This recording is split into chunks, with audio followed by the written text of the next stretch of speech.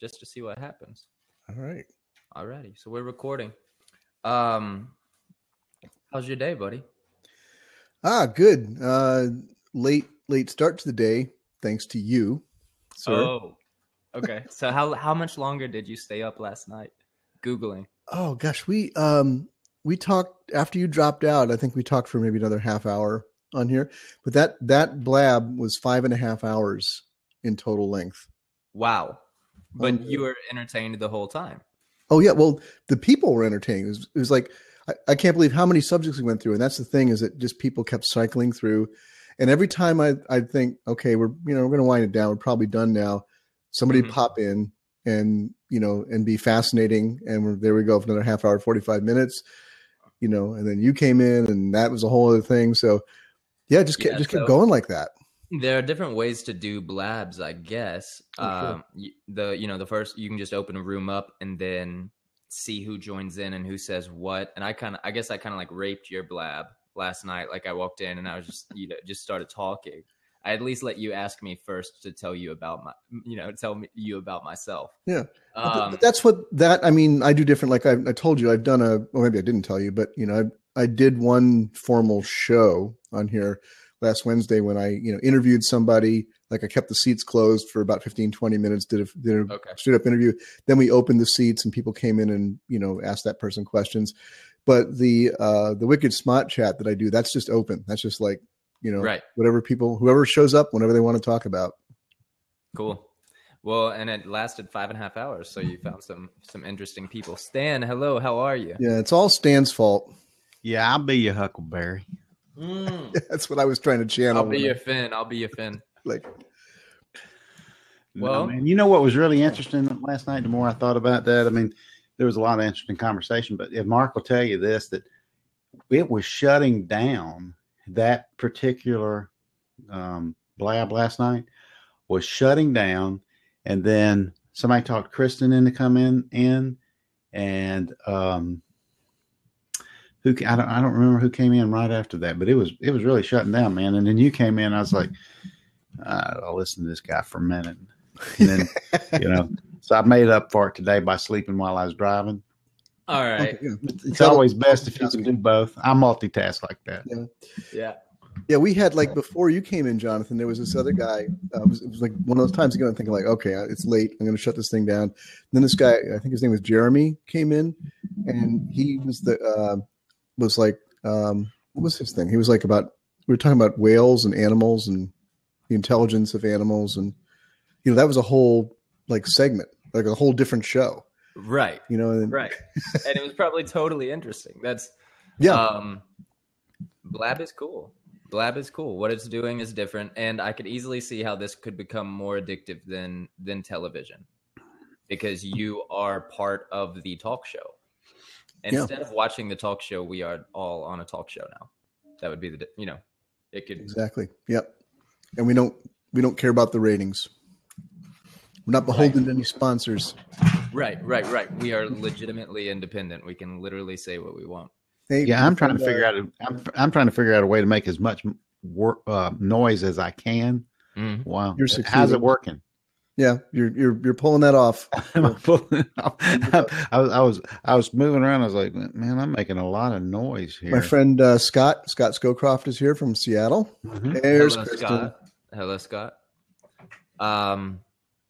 Cool. Well, the topic that I put on here was politics in a digital world. And for those who are on here that weren't on here last night, I'm writing an article currently for a magazine named The Liberty. And the title of the article is Greater Freedom Through Technology, How Humans Can Secede into the Cloud to Form a More Perfect Union. And so this blab, it will be about that. And if I can grab the audio from it directly, I will turn that into perhaps a podcast and see how that works. So we will see. But where to start? We can start with the basic idea. And that is, well, let's start with a discussion just first on let's do the things we're not supposed to do. Let's talk about politics.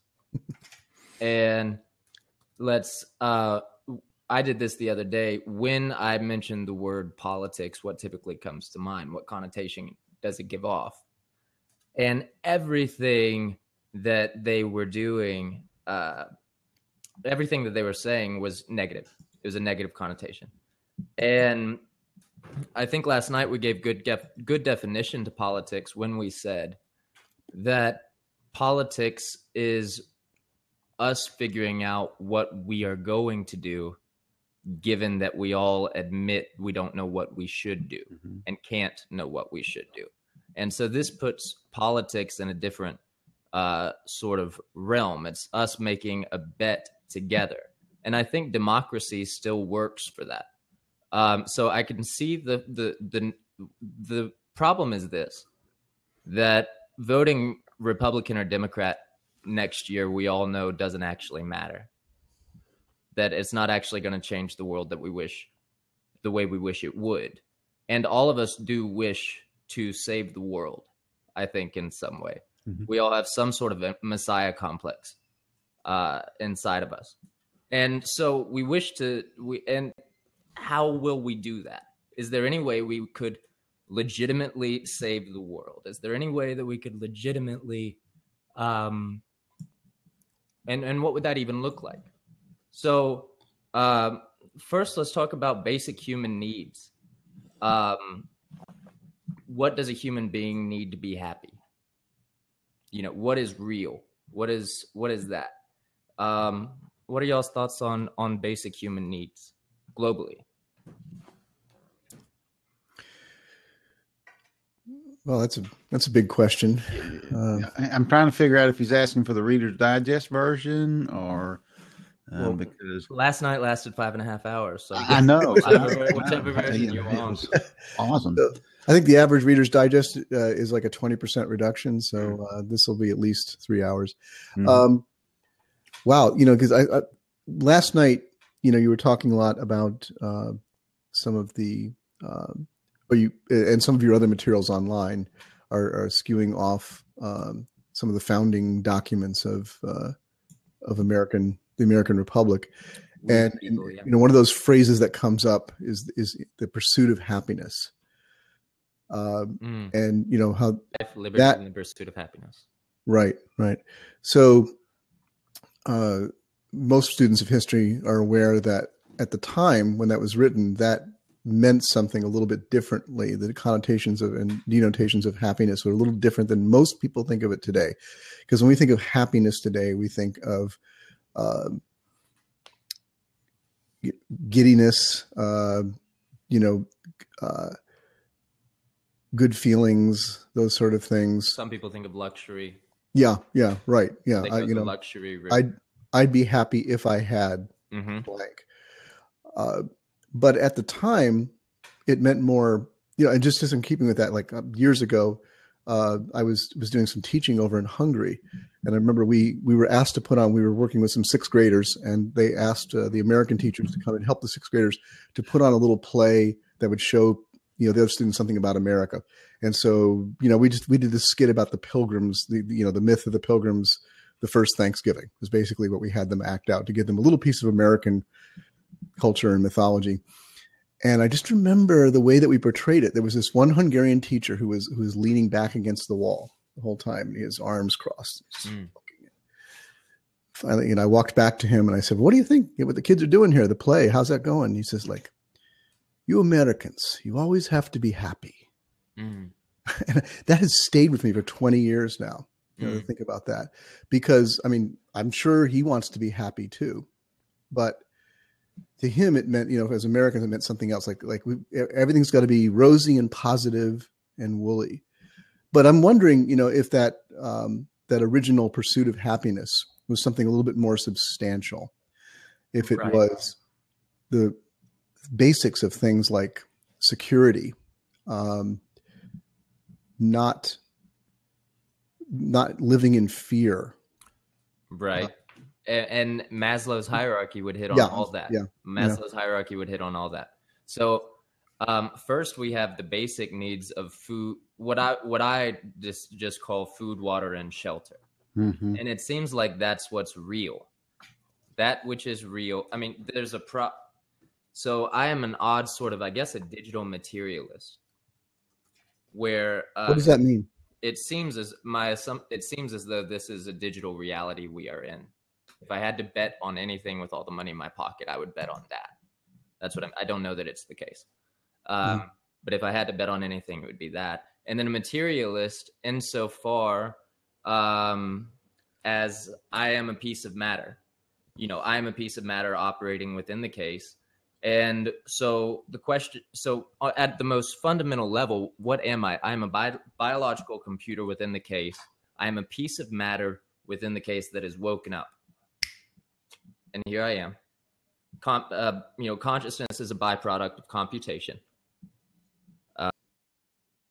So that's what's happening at this point. Here I am. And we know I'm going to be here for a blip, about 120 years. That's how long it typically happens. It could be the longest, right? This whole lifespan thing. The average is 76. And then I'll leave and my body will go back into the earth. And the same parts of me that are me now will become someone else later, which is really wild because matter is never created nor destroyed. So, and the fact that I am not the same body that I was 6 or 7 years ago, that my cells have replicated to such a point that I am not the same exact physical thing that I was. I am a different physical thing. All this makes it so that I don't want to assume a soul, because remember, we try to speak meaningfully. We only try to speak meaningfully, like Wittgenstein said. Mm-hmm. So what I then would say is, it seems at the most basic level, I am a piece of matter, a biological computer within the case that is woken up. I have a certain amount of power, of processing power, that makes it so that I am conscious. There's some threshold level where things become alive. And then beyond that, what do I need in order to continue this process? Photosynthesis needs to happen. Food, water, and shelter. I need sunlight. I need to be able to pass that food. I need to sleep or rest. I need to have sex in order to procreate. And beyond that, I can't get to much else that seems at the most fundamental level, that which is real for human beings. And I think I just want to jump in, Jonathan, just for context for people, because again, there's so much that's coming out of 2 or more hours of discussion from last night here. For other people who are watching right now, the title here is Politics in a Digital World, and you need to capture what Jonathan just said, because when he says digital world, a lot of people jumping in here probably think, oh, he's talking about the internet, right? How do you do politics in the age of the internet? Yes, it is that in part, but so much more, because you needed to catch what he said a few moments ago about the concept that reality is basically a digital construct. We don't know that. We can't be certain about that yet, at least. Mm-hmm. But there's a lot of things that point in that direction. And a lot of what we're going to be talking about tonight is the implications of that. And how we do politics, how we save the world, as Jonathan was saying earlier, if it is a digital world. So I just wanted to lay some context for folks. Thank you so much. This is why Blab is wonderful, because you guys are very, which is contextualizing some things and speaking to a certain people. And so I need that. That is so helpful. Thank you so much. So I think, and again, I don't want to get too off our track, but I know it's like Charlotte, who's IPNE on there, is saying like in a digital construct, and I think that's going to throw people. So yeah, I would like to hear a little bit more. Mm-hmm. I think I understand what you mean, but maybe Jonathan, you can help people. Okay, so at the quantum level, if you were to Google the double slit experiment, you would find a video. and I'll attempt to. We have to begin here, but it'll be an interesting ride. So, at the quantum level, what's happening is that they did an experiment, and on this experiment, you know what needs to happen on Blab, we need to be able to screen share video, because that would be so cool. We witness the media, we discuss it. So there's a wall in the room, and there's a wall in front of that wall with 2 slits in it. They have a machine that can fire electrons, and this machine begins firing electrons at the 2 slits. They can pick up a pattern on the back wall. If you were to fire a bunch of marbles at a screen with 2 slits in it, and they were to hit a wall behind that, there would be a pattern look like the 2 slits, right? Okay, so now then if you were to fill the room up with water and to push a wave through those 2 slits, a new pattern would develop on that back wall. It wouldn't be 2 slits, would it? It would be an interference pattern. So as they hit, they would cross one another. Yeah, there we go. People are sharing images. So that's the double slits right there. That would be what we were to throw BBs through the wall. That image that you see right there. Now, if you were to push waves through the wall, what would happen? You would end up seeing an image that looks like an interference pattern. So at the 2 peaks, there would be 2 peaks right behind the 2 slits, and then beyond that, there would be places where they touch the wall, but it would happen in less and less frequent intensity, like this. Thank you so much, Ben. God, I love you. That's awesome. Okay. That's Ben. So this would hit the wall in a different way. Now, what happens is this: they turn a machine on. So that was the example that I just gave, was with marbles and waves.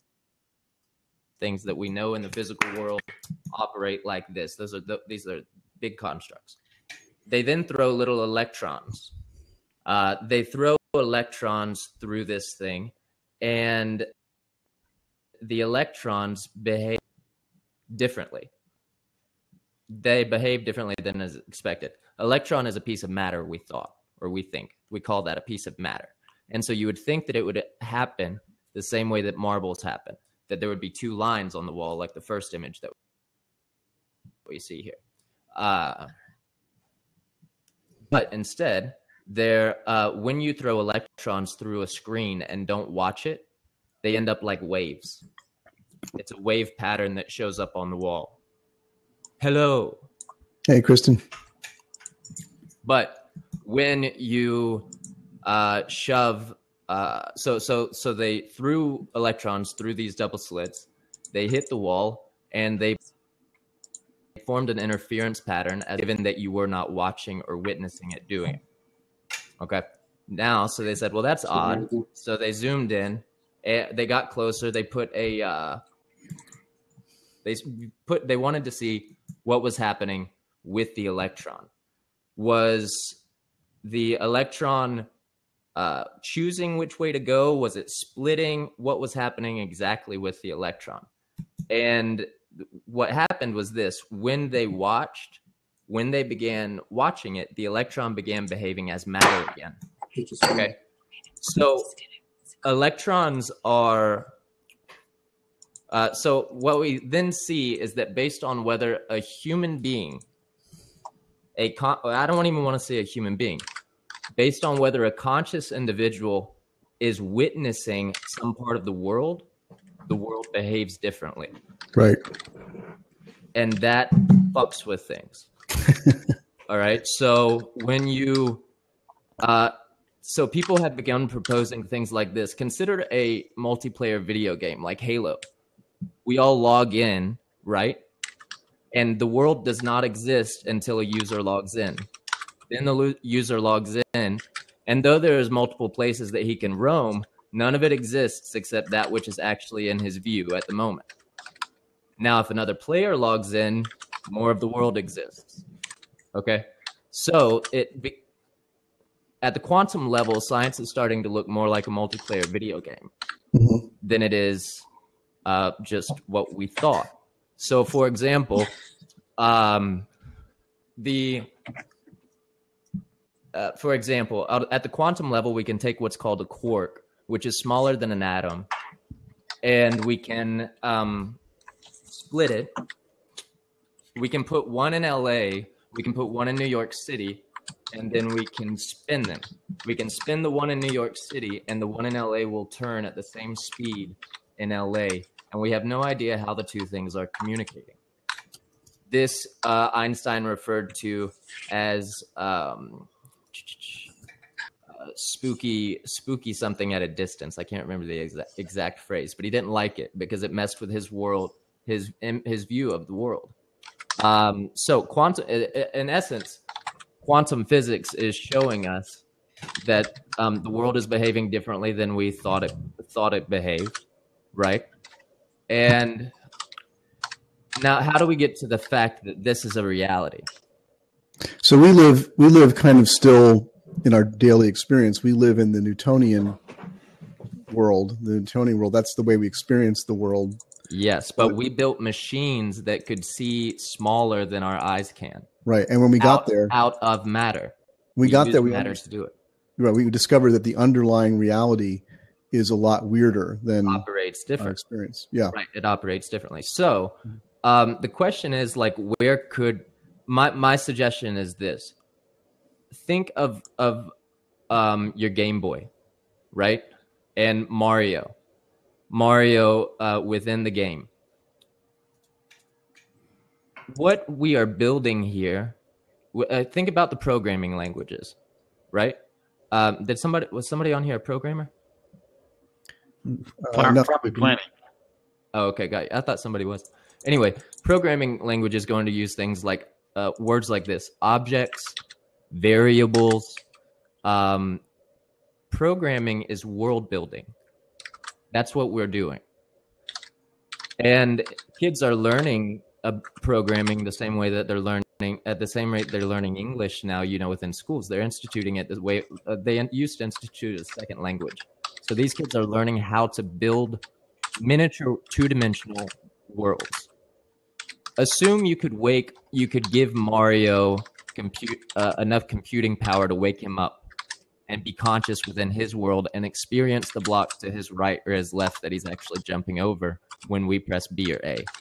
Assume even then that perhaps if you gave him that much computing power and he did wake up, freedom might also necessarily be entailed in that of some sort of freedom of the will. In that world, Mario would... I think Mario would be like us. He would have an experience of that world.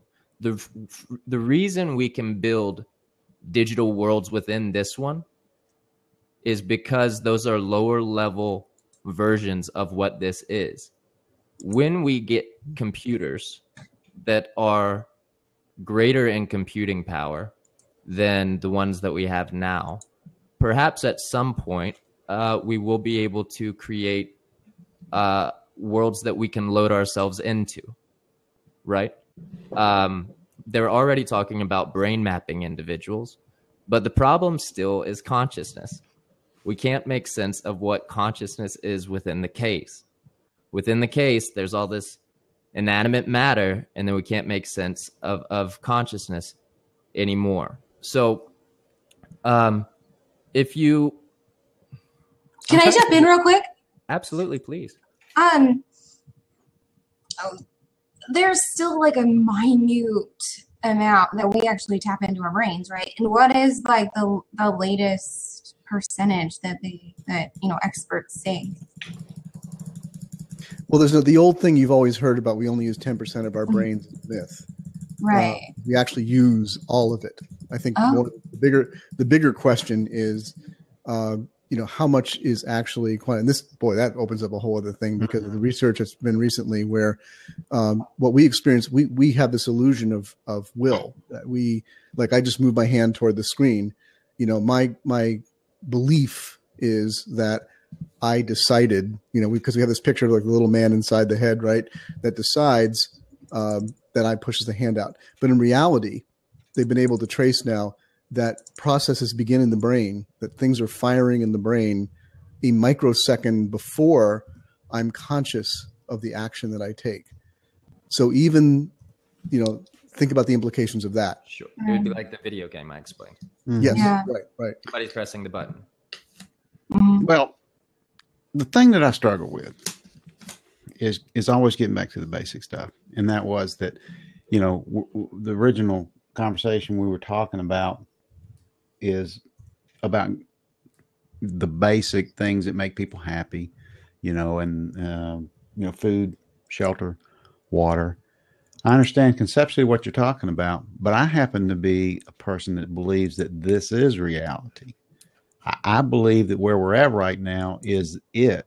And so for now, and so how do we move into that? Because, to be honest with you, I understand the concepts that you're discussing, but I wonder if they mean anything in context with getting the world moving towards this arena. No, Right. they mean nothing. So digital physics is completely separate. You need not be convinced of this metaphysical thing. This is something interesting that's happening.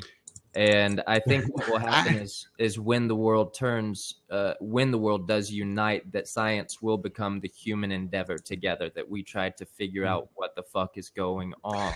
Yeah. And that's what we will try to do. And I think that will be my bet, my interest is in the digital stuff right now. And not without reason. The links that I just posted are from MIT. Like these guys at MIT who are suggesting that this is the most likely to be the case. And then also I'll post a link to the holometer in a second. If they're from MIT, when they come in here, we'll have to talk slower so they can keep up with us. I know, right? Right. Like, so bottom line is like there's a threshold, right, where there's practicality of applicable knowledge, and then there is loftiness, where we are, beyond the practicality of things, and we're trying to figure out the next step, how to get to that next place, that evolutionary beyond. Well, yeah, but that's exactly why he's here tonight, and that's exactly why all the people who were here last night, returned. Most of them returned, and some other people have come in too. Is because really what happened last night when I think it was very interesting, and I think it got even more interesting, when I said, "Hey, I'm fixing to go," but I just wanted to tell you something. That a couple of times I felt like you were full of shit. Right? I could totally tell that. I saw Mark go like this. Oh, hey. Yeah, we were like, Stan. Yeah. Oh my God, Stan's starting again. We're trying to bring him into Google Plus.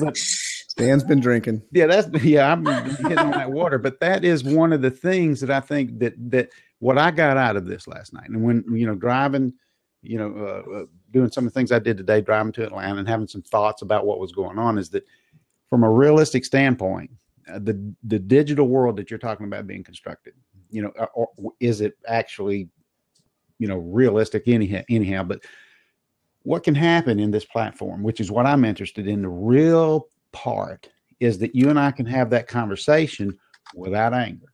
It's like, hey, he just called me on something, and maybe I need to back up and think a little bit about what he just said. And, I felt the same way in the things that you talked about. So I'm interested in basics. I'm a guy that says, food, shelter, and water. How do we do that? This is why Again Blab is great. I need people to pull it back in, pull it back down. I feel it like in order to do this, I needed to zoom very far out. And now in order to communicate it, I need to zoom back in, and you guys are helping me do that. I think that was partly my fault. I mean, I asked for the context of the digital world, and yes, that was necessary. Physics talk, right? Yeah, it was necessary. But again, you're talking to a guy like I was in Maine, and the church, my church called, and I was in a place called Martin's or something like that in Maine, which is a big, like an outlet store. And the church called and said, "Hey, we need you to donate some money, because we're going to Brazil for this, how they go on those things." And they said, "We need you to donate some money so we can buy some shirts." I said, how much are the shirts? And they said, they're $14. And I said, I'm looking at a box of them that I can buy for $1 each. There are 100 of them. I put $100 into 100 shirts, and I'll send. Oh, we don't want those shirts. Well, why not? Because they don't have the church's logo on them. Well, do you really think that person in Brazil gives a crap whether it's got, Church of God, New Testament Judaism, George Horse and Highway Ministers, God's Army on it or not? They don't care. All they want to know is that, hey, you're talking about people that go down and I've seen them before. That when they can take a paper bag or a plastic bag and wrap it around and turn it into a soccer ball and have fun with it. They don't care about the rest of the stuff, and their disease, the things that they are that we have.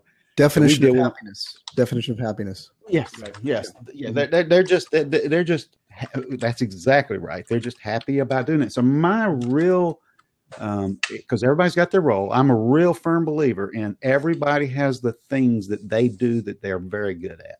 And my real interest in stuff is how can you be involved in providing food, shelter, and water that matters rather than food and shelter and water that promotes, advertising. And science can take things in both directions.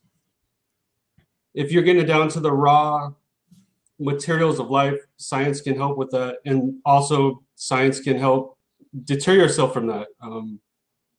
Creating a halo universe doesn't necessarily mean enlightenment for anyone. But when science is right on, they can create food, shelter, and water more efficiently than the way it is right now. So it's almost a delicate balance of where we're going with this futuristic age. Mm-hmm. Yeah. So, I think so. What is, there are a couple things that I'm interested in. What digital physics is one of them. Another one is what we would refer to as digitalism. And this is what it is like to live in a world where there is digital technology. So it's how does that affect us as a global culture? That was some of the stuff I was referring to with Wikipedia last night, and its effects on religion. Further than that, I'm interested in digital politics. Are using the cloud, using the digital world to unite. Ultimately, what's been happening over time is that through what we refer to as technology, we have been gaining the ability to communicate over greater distances at greater rates.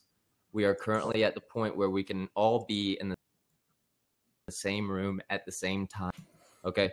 When Elon Musk or Google or Facebook wins, then we will all be able to be in the same room at the same time. At this moment, something different happens. We've never been able to do this. Yes. We've never all been able to communicate. We are now a non-geographic. At this moment, it seems that we should begin seceding into the cloud and not recognize geographic borders anymore. It's just obvious that that's what will happen, given that we have the ability to provide currency through digital technology. We have the ability to do the majority of what a government needs to do with digital technology. So what I'm basically suggesting is that in time, that what we need to do is work. And the reason this is so scattered is because, one, I'm new at this, and two, it's big. This is a huge idea. Do you think that we everything. Need people who are new at this to bring freshness? I think so. Oh, yeah. That's true with everything. The renewal of everything. I'm sorry. I just typed in the comments something I wanted to bring in because you talked about this last night, Jonathan. I thought it was so crucial.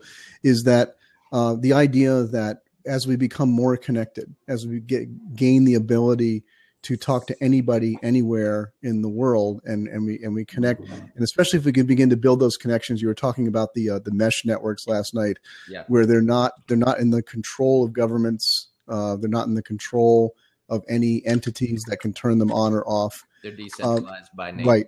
Then we awaken the global brain, because just as there had to be a certain point in evolution when there has to be a certain amount of complexity of neural network in order for consciousness to happen.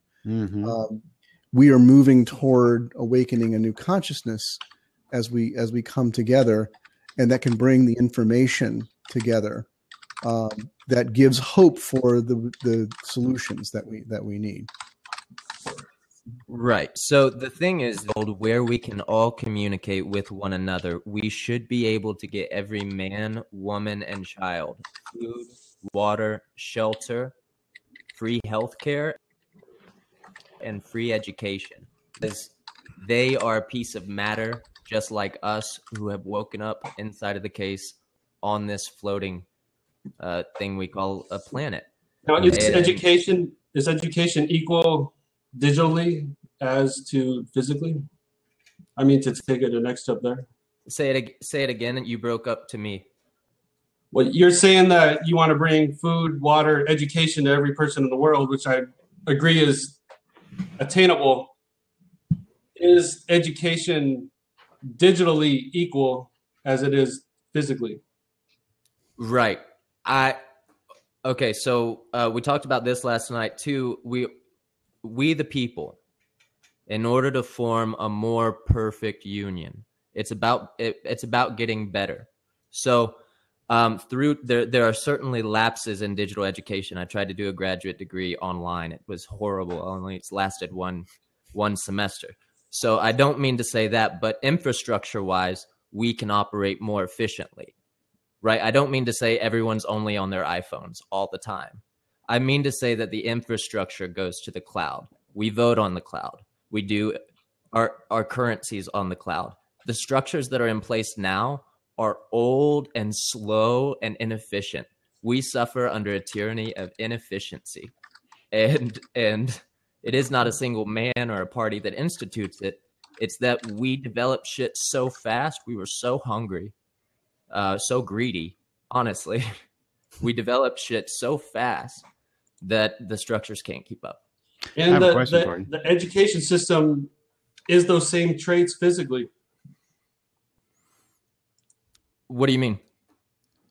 Like you were talking about a digital education on that it's lacking because it's moving forward so fast. Well, just because there's been universities since the 1800s, it doesn't mean they're better. I mean, sure. Just because like Cambridge is there, it doesn't mean it's perfect. Right. So I governmentally, what I would suggest is this, that we can obviously vote on the cloud. There's no reason that could not happen, that we couldn't elect a candidate, that we couldn't do all elections like that. Two, we have to talk about this. The world that we live in has representative democracies, representative governments in place. Why did we need representative governments? We needed representative governments because we could not represent ourselves. Why? Because we could not all be in the same room at the same place. We couldn't do this. Okay. And so we needed people. Geographic location was a huge deal. Now it's not. What does that mean? I need a less representative government. Okay. I don't mean to say, so what would that look like? It looks like me voting on the issue. You give me the issue. You don't give me a name to pick. Give me the issue. I'll place my vote. That's the difference. And I think that could happen in a digital world. Direct democracy, in the world, but in the physical world, that's going to be hard to pull off because I don't mean digital metaphysically. I'm talking about this world with the cloud. You're going to have to. There's a lot of things that you're going to have to address. Number one, when you're talking about, or not just number one, because there's so many things that you're talking about. When we talk about the political, necessities, when somebody says, is it the responsibility, because you're going to have to address things like, is it the responsibility of the government to provide food, shelter, and water? I want a yes or no. Is it their responsibility from you? We're going to get a vote right now from you. Is it? Yes. Okay. And what about you, Mark? The question is it the government's responsibility? The government's responsibility is defined by us. Okay, but okay, So we're democratically, we're gonna do whatever the majority says. So whatever the majority says. The fact that it's not provided is unacceptable. Yeah, but so we're gonna. That's what we got. We got 4 here. We're gonna take. There's Okay, actually so three, my vote three would people be that can vote. that the government do that. Okay, and what about you, Mark? Yes. And Christine, what's your name, man? Johnny. Johnny. Okay, I agree too. That is the responsibility to do that. So if that's true, why is it so hard to get it done? Because there are so many things that stand in the way of that, which has to do with greed. Is the number one thing that stands. There's capital and there's ideology. So it's capital has to money. do with greed. That all the money's going in the wrong places, and ideology too. I'm not going to work that hard to give my stuff to everybody. Well, I got news for you. The day that you're walking down the road and you're looking around and you realize, I don't own anything. There's absolutely possession. We got to that last night. It's that possession itself is the lie, that I can't actually own this or that. Everyone needs berries, meat, milk, whatever, water to live, like these physical. I too am a piece of matter. So I am possessed as the berries are possessed by whatever possesses us all, if anything possesses us all at all. So that would be what I would say. And go ahead. Well, Michael hits a good point here about, and our government here in the U.S. does represent all ideas worldwide. That's exactly right. But in the past, there wasn't the ability for Vin from Australia to be in this conversation from in Australia right now and listening and joining in. If that were possible, or right, if one of us stands out. But the facts are, this right here existed before I got here, and it'll exist after I leave. And so there is nothing that you own. So you have to figure out what it is that you want, to leave as your part or your participation or gift into the world, into what's going to stay behind. And it's not a physical thing. We also have to overcome for people and help people to overcome a mythology that's not their fault. They've bought into, because we were all last night we were talking about that happens with religion. That happens in politics too, just as much. That what organized religion does is it provides a story, a complete encompassing story that people are asked to buy into. And when you buy into that, that becomes your reality.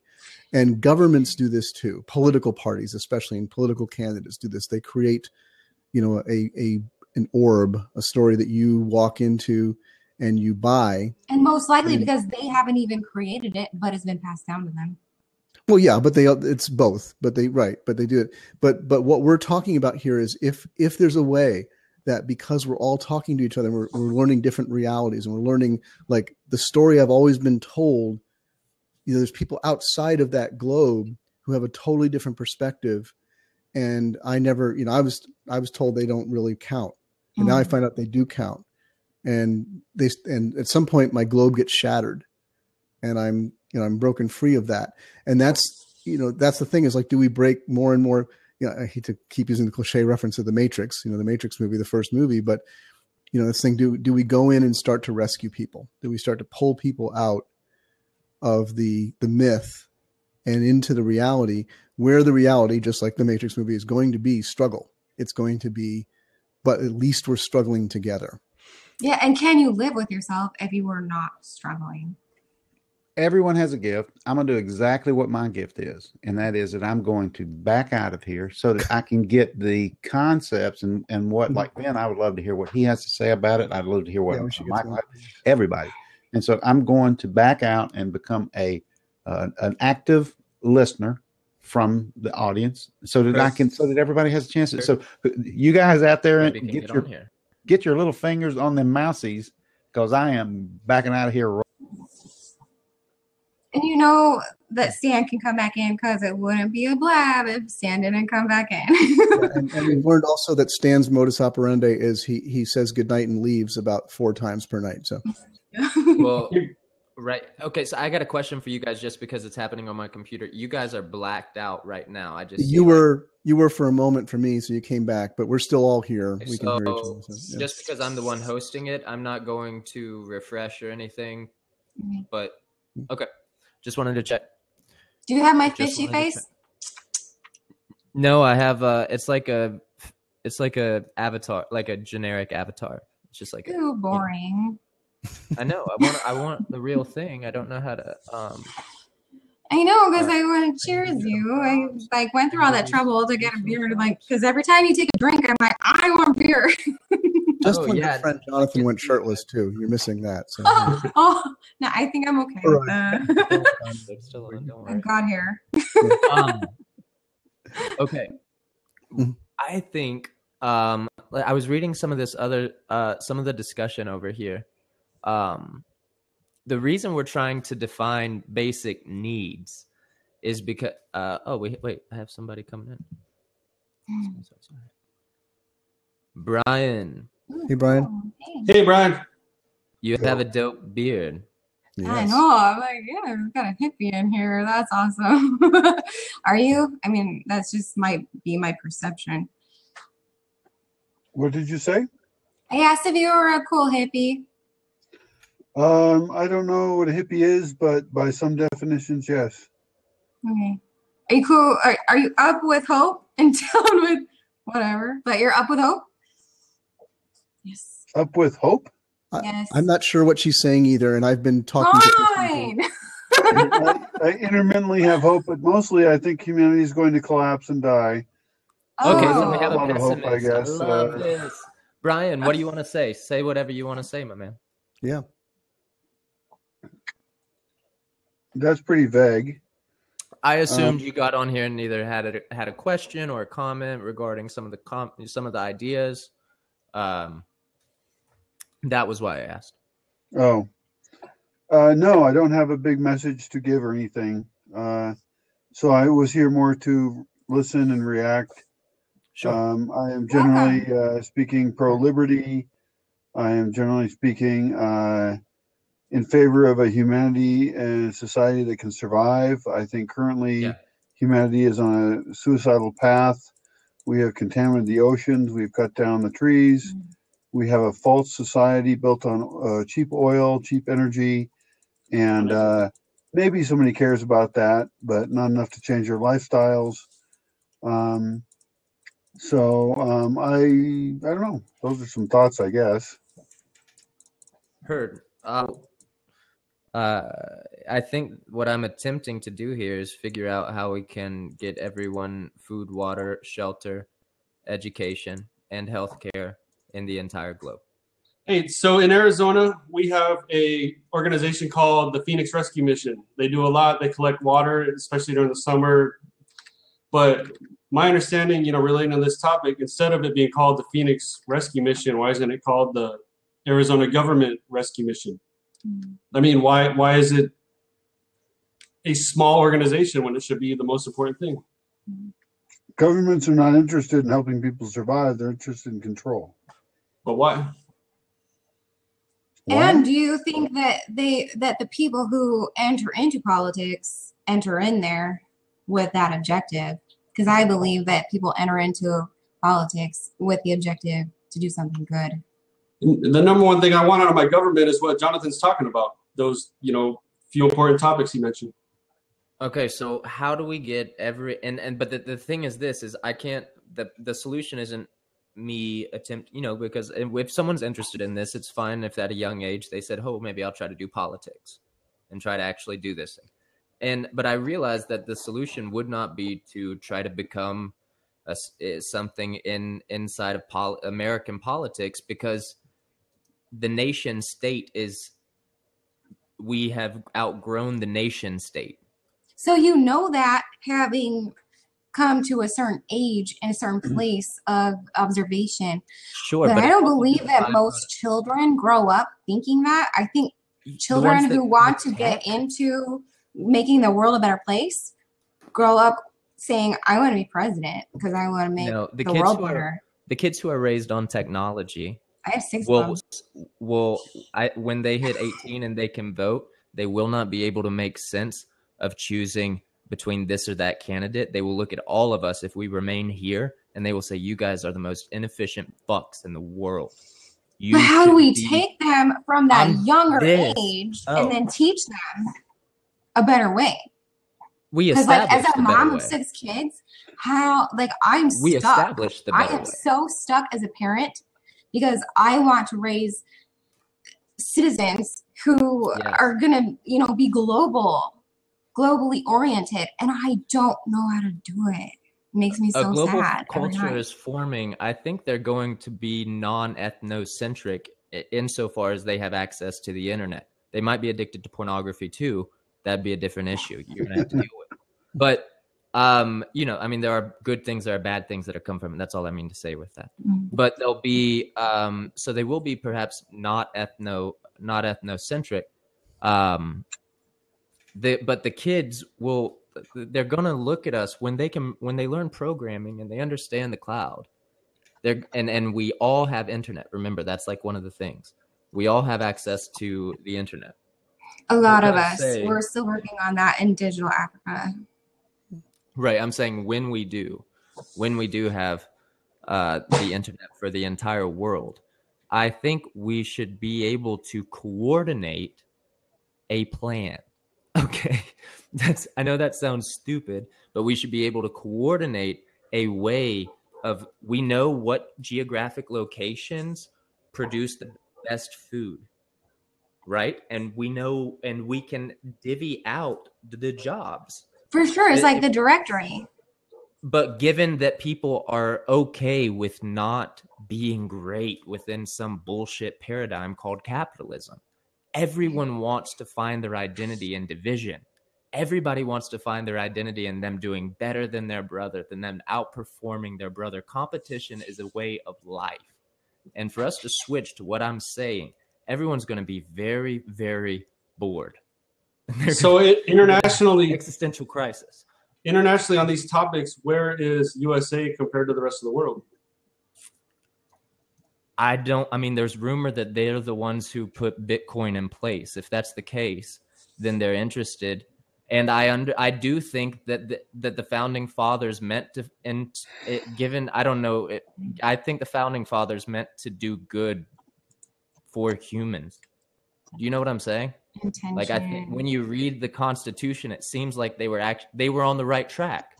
Decentralization, less government power, more. I feel like they were so inspired. And Thomas Jefferson would say this is not about Christianity, but then he wouldn't leave God out of it in case he was there. But a socialist society is feeding more homeless people than a capitalist society. Well, this is what I would say about capitalism. The capitalism was the means through which we subdued the earth. The capitalism was the means through which we developed the technology by utilizing our greed to produce innovation. Capitalism was the means through which we developed the ability for us all to communicate and all make a plan to get everyone food, water, shelter, sex, and sleep. And it's also the aim of 90% of American business, where it shouldn't be.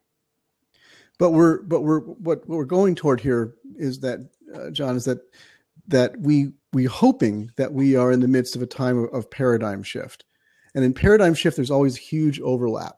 You know, I'm working on a Thomas Kuhn here, and during that time, you know, I feel like that's where we are. So capitalism, what Jonathan is saying, capitalism served a purpose. You know, it brought certain things into being with a lot of crap that came along with it and a lot of, you know, waste product.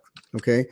But now we're moving into saying, okay, now can we use the things that capitalism gave us in a different way for good, out of a different mindset, out of a different paradigm. And we're hoping to make that leap over to where that's happening. Okay. But right now we're in that clash period. That's why this is so, like last night when Jonathan first started talking about this, I was giving him, you know, lots of pushback because it just sounds Pollyanna. It sounds, you know, dreamy, you know, it like I'm a child of the 60s. So yeah, I was too, you know, we will all be as one, and, you know, we'll all stand on a mountaintop and join hands in a circle. But now we actually maybe have some hope for that because of what we're talking about tonight, the digital world, the interconnectedness that we can jump over, that we can go beyond the governments, beyond the borders. We can do an end run, as it were, around the corporations, around the control structures, and join hands across the world. Sure. Make this happen, right? That sounds great, Mark. How's that going to happen? Thank you. Yeah. Well, we're going to have we have in the second hour this evening. We're going to solve that. So stay tuned.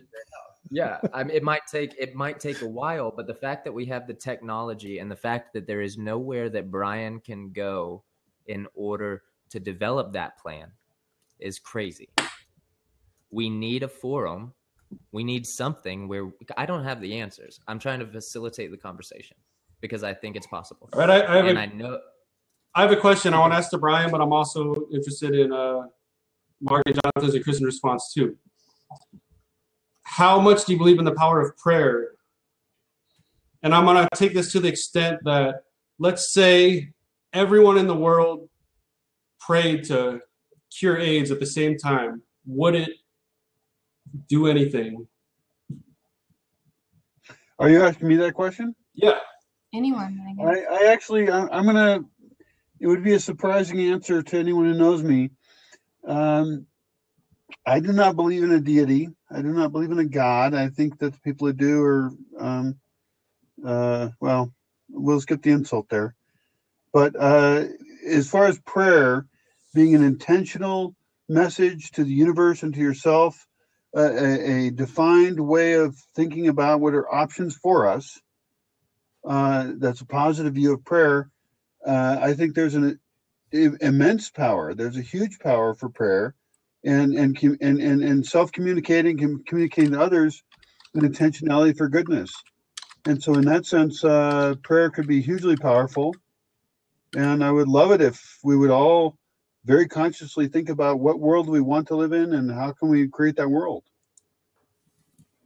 So given that we have I love that answer, Brian. Thanks. That was beautifully put. But given that we have the ability now to communicate as a globe, as a whole globe, we need a place where we can go to make this plan. Is that such a stupid suggestion? Not at all. And it's everywhere anyway. The internet is that. And it's not just Blab. It's Wikipedia. It's Quora. Yes. It's all over the place. Yes. Global and consciousness it's is happening. stratified. I mean, you take a hippie in 1967 on acid, and he is envisioning what we are living. Global consciousness is happening. The problem is in stratification. We are so stratified. We have so many people with good intentions, and we don't have a common place to come together because everyone, by the human nature of things, they're like too caught up in, oh, Facebook's the place to do it, and G+ is the way to do it, and put it in Imgur or something. I hate Imgur, by the way, but you know, like everyone's just like got their own platform, and we need to like have someone, some way to have something that is not owned. People are becoming conscious. This capitalistic mindset where people were able to ignore their conscious is changing. And now that people are becoming conscious, it's creating a whole new possibility. Kristen, would you like to see, for example, a global forum in which people were actually able to vote and comment in an organized way on all issues that was worldwide common to everyone? Yeah, I'm a awake global citizen commie girl. Yeah. That would be really cool. I would be interested to see what that would result in. And that's why I'm so frustrated. I wake up every day being so frustrated because that's what I want to see and that's my vision, but I don't know how to create it. Brian, last night it's getting closer to that now, and Facebook may be a totally controlled evil thing, perhaps, but the conversations are out there and they aren't centralized, but at least they're out there. I have a hashtag Google for president. Last night I took it back to the 60s. You mentioned the 60s, and I'm a child of the 60s. I said earlier, you know, you mentioned that I was talking about the 60s poster. You know, What if they gave a war and nobody came? And we're saying now, we're not just talking about war. We're saying, what if they gave borders and governments and, political parties and corporations and nobody came?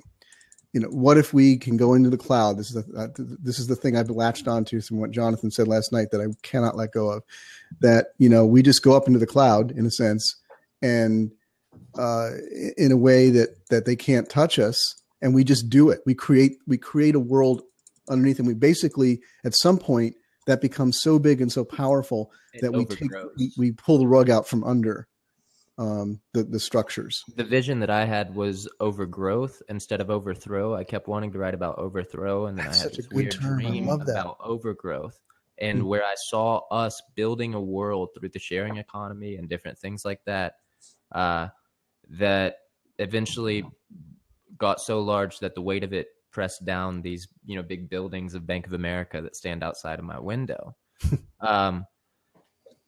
Yeah, this is beautiful. I mean, so we're all into it, right? Jonathan, I invited you, I nominated you into this group of nerdy people that Mark and I are in. Okay, cool. And I'm going to make a nomination for you too, Brian, because I just think we need more people out there that get this. Yeah. And I would like to communicate with you more. So my suggestion is this: I will build a site, or perhaps start a subreddit. Perhaps use another site that doesn't. I don't understand Reddit. Can you give me a tutorial? It's just a forum. It's a forum. I know. Yeah, I suck at it. You'll learn it fast. It's very simple. But whatever. And where we can go to formulate this plan of enactment. But we have to start talking about different things here, where you have to ask the question, should we do it anonymously? Should we do it via Tor? Should we do it by, you have to start having odd conversations here, because you're talking about the secession.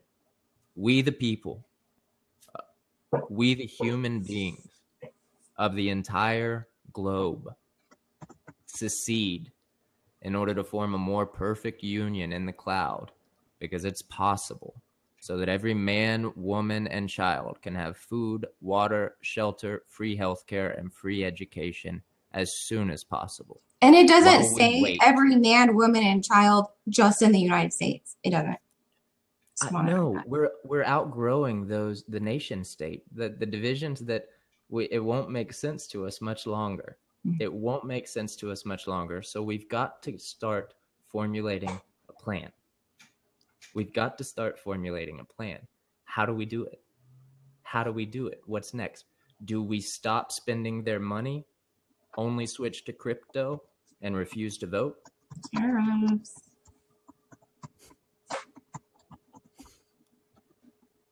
If they weren't on here, they're on here now. I think we need to have another tea party, a Boston Tea Party, wicked smart tea party. What if they gave a war and nobody came? What if they gave an economy and nobody came? What if they gave an election and nobody came? Right. And so it's not, it's refusal of involvement. It's not illegal. It's a massive protest of non-involvement. We would not be involved. And insofar as we were not involved, it would be bled dry. Credit is another word for trust or belief. It cannot exist where individuals do not exist. So hold it between each other. It's like we could pull out. So Jonathan, I have heard many words like that, and I like your words. Can you attach them to reality in any way or a path? Because right now, day to day, 99 point whatever % of people serve the oppressive systems that you would like to see go away. So tomorrow, those oppressive systems will win. The day after that, those oppressive systems will win. And so though I agree with your words, and I see some nodding heads over there, I see one up there with Mark. Is there any thoughts on tomorrow, what you should do, what I should do, or someone else should do? Yes, go to jonathanwilsonatlarge.com/method. I'll do that. Can you post a link to be helpful? But I'll try and type it. I totally stopped you last night. I just want to say. Did you read the method? I clicked the link and I got a blank page. Did I you? hope that it's actually up after. I went into after this, YouTube. but I can put it up YouTube. easily in a second if it's not. But okay, so I know what I want. What you're saying, Brian. I want to do the next step. I want what you're saying. So The fact you have an answer impresses me. So I will read actually what you said. Go okay, ahead, so yeah. what I'm setting you to is a 21-step program that can take anyone anywhere from scratch to being to complete independence. Okay. Cool. And From I see the scratch. steps, Jonathan. I did see that. I'm sorry. Some of the other tabs that didn't open anything, but there's a lot in there that I don't have any idea what you're talking about. So, are you going to expand on each of those at some point? I could. Yeah, it's a lot of content. That might be a We would different like you title, to. but yeah, that might be a different title. But this is the way I live my life, and it involves being okay. So this is the thing. I cannot go out. I need food, water, and shelter. Right in the midst of this process of overgrowing everything, we need food, water, and shelter. Each of us. The way that I do that, I have 2 degrees. I have done extensive graduate work. I have a pretty good resume. The Bank of America's 2 blocks that way. I could work for them. I don't. I wait tables. I got done about an hour ago, and I'm very tired. I know. Where do you work? I wanted to ask you where you start.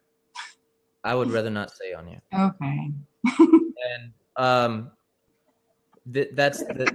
that's me sucking from the teat as little as possible. Okay, You so hearing from me? That's me doing that, and I'm taking the rich folks' money that when they spend $35 on that fucking Osobuco, I'm gonna take that $750. I'm gonna run. I'm gonna put it in Bitcoin, and we're gonna overthrow the world. that's impressive. Okay, That's very impressive. I commend you. So if all of us went to a convenience store right now, and let's say we passed by 50 people, of those 50 people that we passed by, how many would be interested in this conversation but have no outlet to start? Yeah, all of them. Everyone would be interested in this conversation if I can put it in. You heard me struggle at the beginning. It's a very big fucking topic. It's hard to talk about all this at once, but everyone wants to know only about this. This is existential. We're talking about a lot. We're talking about everyone would be interested in they're cultivating their inherent freedom, maintaining their inherent freedom. It seems within this world. Now, I could be wrong, and maybe everyone is not, but to the ones that are not, let's just pull them along into the cloud and give them free food. Well, I'll tell you what, relating back to what we were talking about earlier and how times are changing, the world has reached a spiral. Going back to the 60s, there's a movement. I mean, if you want to go to gay rights or cell phones, I mean, everything has accelerated to the point that nothing is surprising and that people aren't afraid to look the future in the eye, where I think 10 years ago it wasn't the case. You're totally right. I feel it. And I've heard multiple people say they feel it all culminating, right? It feels like we're all about to reach an existential crisis as a globe in a moment. There's a crisis. Can I just say there's a crisis of belief here? And again, it's because of that, see where my hands are coming together. That's where we're living. We're in that paradigm shift. And some of us are feeling like some of us can, we are becoming conscious of that and saying the things you said, just tell you like most people, a growing number of people in the world, it's not a big deal for somebody to be gay. And it's not a big deal for those people to love each other and have a partner, right? I mean, just 20 years ago, maybe less than that, that was a huge deal to a lot more people. It's still a huge deal to too many people. We're in that crossover period. But when I say a crisis of belief here is I think this is the real hurdle is not the means of doing this. That's big and that's complicated, and we don't have all the answers for that. The biggest hurdle is here. The biggest hurdle is to get enough people believing that it's worth trying. Look at the struggle that's going on in the comments as they go by on the side. And we were having last night, people are struggling with this. It's like, it's hard. I understand. I want a world that sounds like what you want, Jonathan, but it's hard for me to believe we could do it. Right. And America at one point seemed impossible, but they did succeed to form a more perfect union.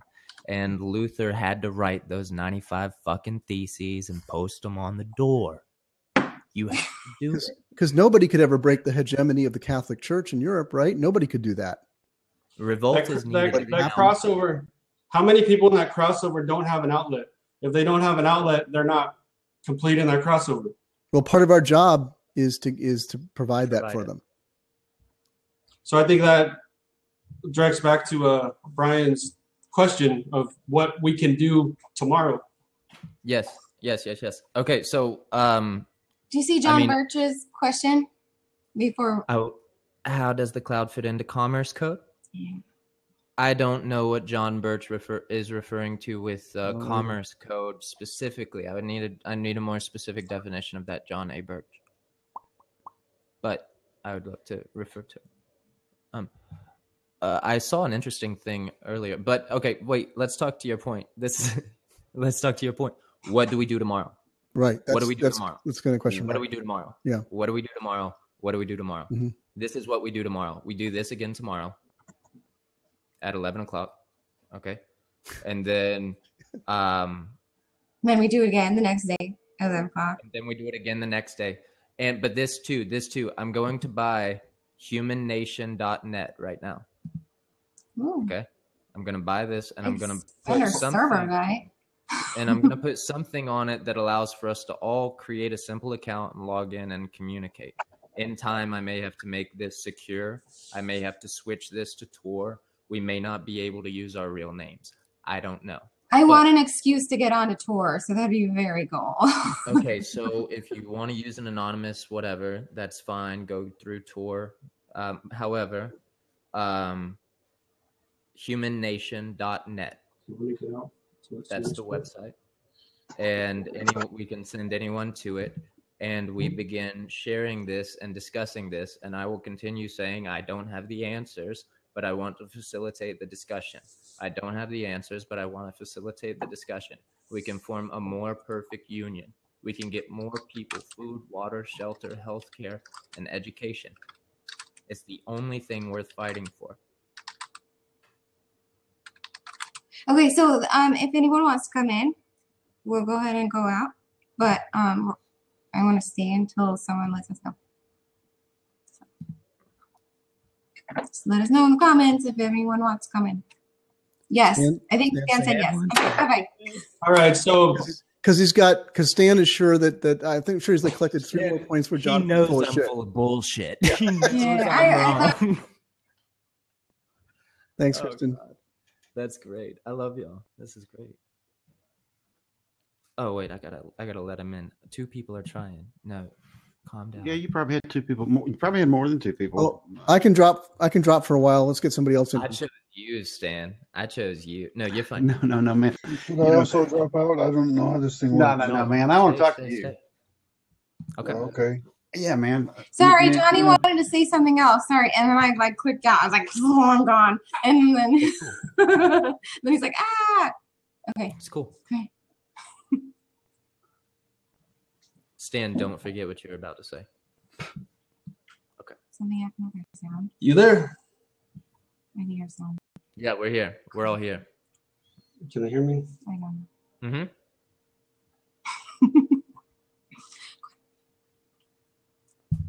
Okay, before we go, I just wanted to leave you guys in the words of Bernie Sanders that the top 5% makes the same amount of money as the top 16% in the lower class between 15 and 32%. And if we could all just raise our national budget to the lower 16%, we could all feed upon the lower 8.5.3% and make this economy sustainable. Thank you. Perfect. Now, Stan. Yeah, I got the first thing I want to know, Brian.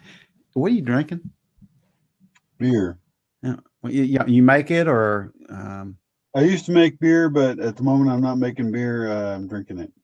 Yeah, I hear you. I hear you. Well, one of the things that I would have to give you props on is that, you know, out of all of the stuff that we see, and I'm not saying I'm not, you know, like pointing fingers, including me, is that one of the things I would say is that from what I've seen, you are actually working on implementing this and doing these kind of things rather than talking about them.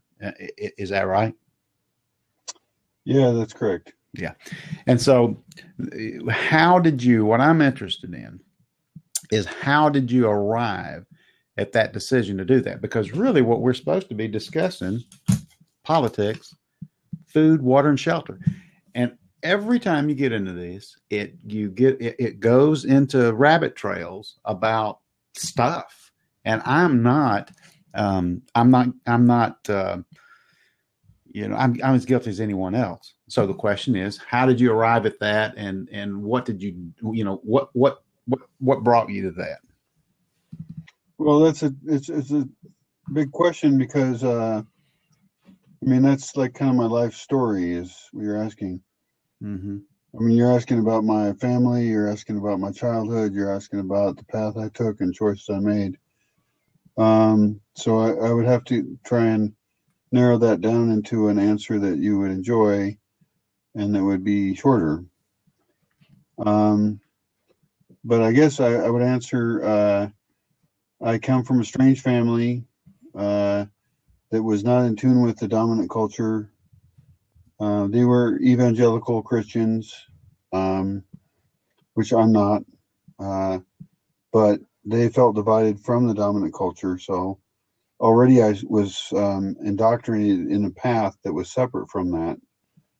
And then as I grew older, I had the very difficult experience of breaking away from that and then wondering what the fuck about reality is true and not. You get into epistemological decisions about what is reality. How do I want to relate to anything? Who am I? How can I find community? I mean, fill in another 100 fucking difficult questions that are painful there. So, and then I had to figure out, well, how do I deal with the dominant society that has money and resources and uses oppression to create civilization? And then what parts of that do I want or not want? Existentialist crisis, yes. Thank you, sir. And so then I played the games, and that's fine. And then in the later years, 2004, I moved here to the forest, and I broke away from civilization and was a hermit for a number of years, and then playing with that concept of being open to dealing with civilization or not. So that's a short answer, I guess. Yeah, it's short, but it's pretty long and mean. Yeah. Yeah, so you got it. It's longer when you live it. Oh, yeah. Yeah. And so Bosque Village, is that your start of creating this environment for others or just for yourself? Well, the plan wasn't to be alone, so the plan is to share it. I'm just now opening up again. I've spent the last 2 years here alone, and then I've, before that, been intermittently alone or not. And so somebody arrived last Monday, and then I have more people scheduled to arrive this month. So moving there? It was a trip. Moving from the city to the middle of the woods is interesting, but overall great. I mean, I've learned a lot and I don't regret it. I have a strange life and that's how it goes. Well, since it's the government's responsibility to provide food, shelter, and water, tell me how you get. Fuck the fucking government. So tell me how you're getting. The government equals violence, always. Come on. Yeah, I agree. Just like keep going. I'm not going to disagree. I'm going to ask you this: how are you generating your own power and everything out there in the woods? Is that it? I'm on solar power. Mhm. I did not make the solar panels, so therefore I did not generate the power. Mhm. I did not create the batteries, and so I am still a child of the industrial world. If I was really a person living just as a individual under the sun, I wouldn't have any electricity at all, and we wouldn't be talking. Mm-hmm. So you're not necessarily into 100% sustainability stuff, then, right? Of course not. It's a mix. It's a choice. Mm-hmm. Even the Amish, who I respect greatly, I think the Amish fucking kick ass. They aren't totally sustainable. Mm-hmm. They make choices. They make choices about what technology they have, and they don't. They use metal. Do they have a mind to get that metal? No. So they're making choices, and just as I do. And that's what we were talking about earlier, where in some cases we make choices to use the fruits, if you will, of capitalism, the industrial revolution, all those things. But in a sense, now you're beginning to turn them against the system that evolved out of that. I'm making very pragmatic choices about how to do it, and I take what you said, Stan, as a compliment that I'm actually doing it, because most people aren't. I meet so many people who are just fucking talking, and it's really hard to make the actual choices, and it's fun actually. I want to promote the fun part because it's a good puzzle. I want to promote fermentation and food preservation, and it's actually very nice to live in the forest, sort of. Although there's difficult adventures sometimes too. Mm-hmm. Now, would you be pro non-industrialization? Like, if you were to be me here trying to tout something, would the thing you'd be touting have, no machinery, no industrialization? Not me. Yeah. Not necessarily. I think we're way overboard on destroying the world and stuff, but Agreed. I'm not going to take an extreme position. Right, they're not. I like to wonder about the world in the year 1800, for example. Mm. I would like to see oceans full of life when we don't have that now. Mm. And so I'd like us to consciously pick and choose. And I'm not promoting one answer to that. I just know that we're way, way the fuck in the wrong direction of destroying all of resources. We've built this entire civilization we can't sustain. And so I'm not going to say that I'm against technology or industry even, but I just know we're way off balance. Okay, that was crucial to me because, so fundamental to what I'm saying is that we do it through technology, and so that was crucial to me. But that's only because it gives us the ability to communicate like this, which it's actually doing right now, and it's a beautiful fucking thing.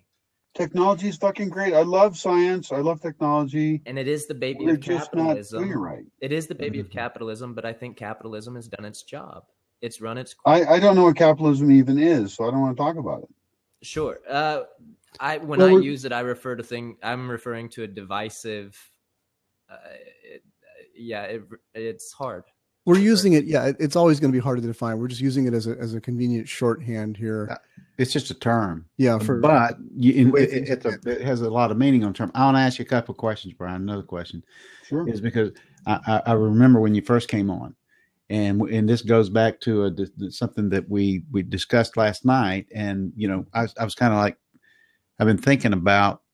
The question was that where I stood and still stand to a degree is that the mythical all-powerful button, the concept of somebody's going to push that fucking button and blow everything up, right?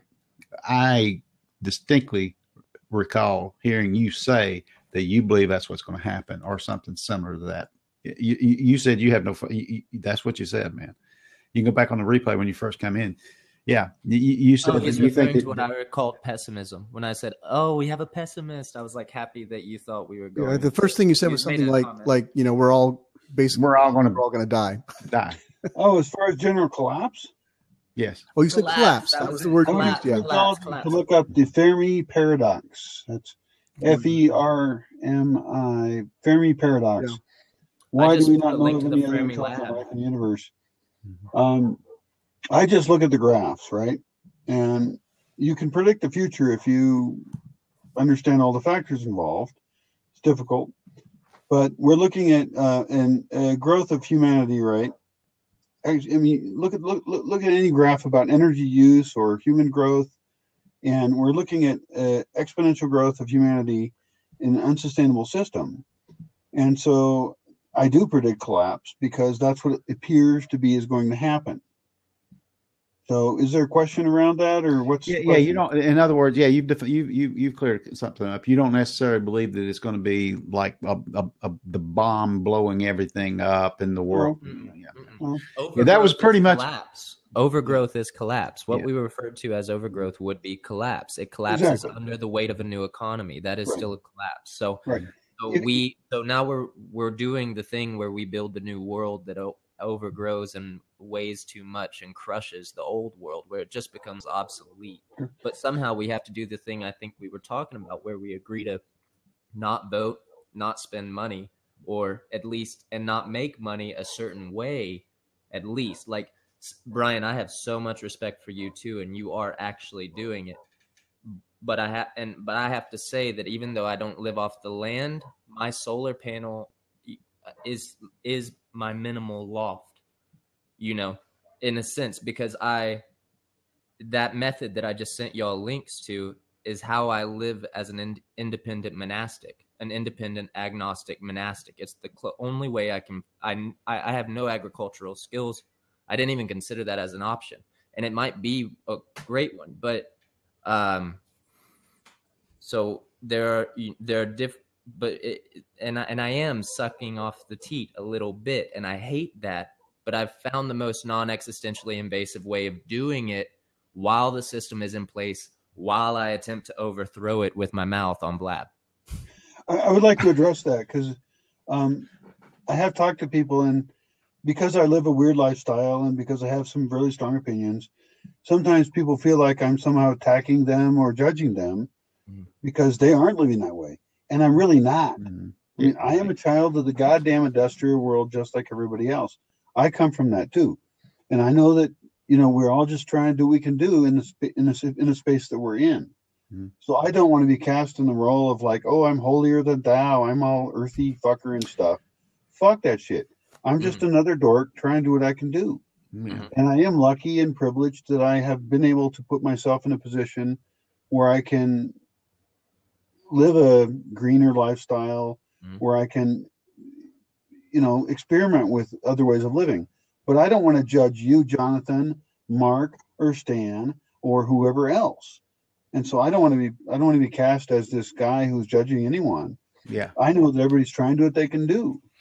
And I spent most of my life burning a lot of electricity. I had a big freezer, and I was cool because I cooked my food and I put it in there and blah, blah, blah. So don't feel judged.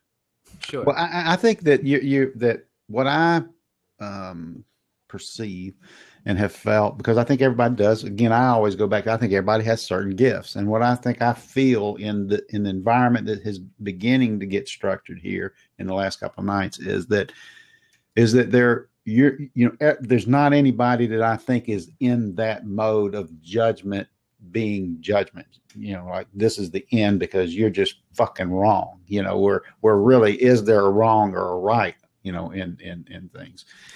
The other question I had for you was, you said fuck government. Okay. So what is I'm okay with that. Because I mean, I'm positive the NSA follows me anyway. So, what is your definition of that, and what is your solution to a non-governmental type of thing? Because you have to have some sort of a support or infrastructure in order to support those that can't support themselves. Because everybody knows people that just simply cannot do that. I want complete decentralization. I just see that for some reason we might need to have some structure in place globally that exists in the cloud to organize us all. That's all I refer to as government. I know a family up in a town near me. They have a kid in their family with Down syndrome. He doesn't have a regular job. and his family takes care of him.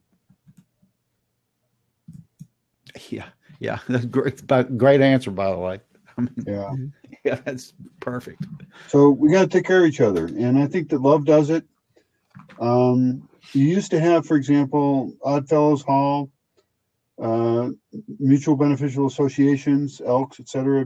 Were that Chinese benevolence associations, and the role of government has actually come in and destroyed some of those voluntary associations.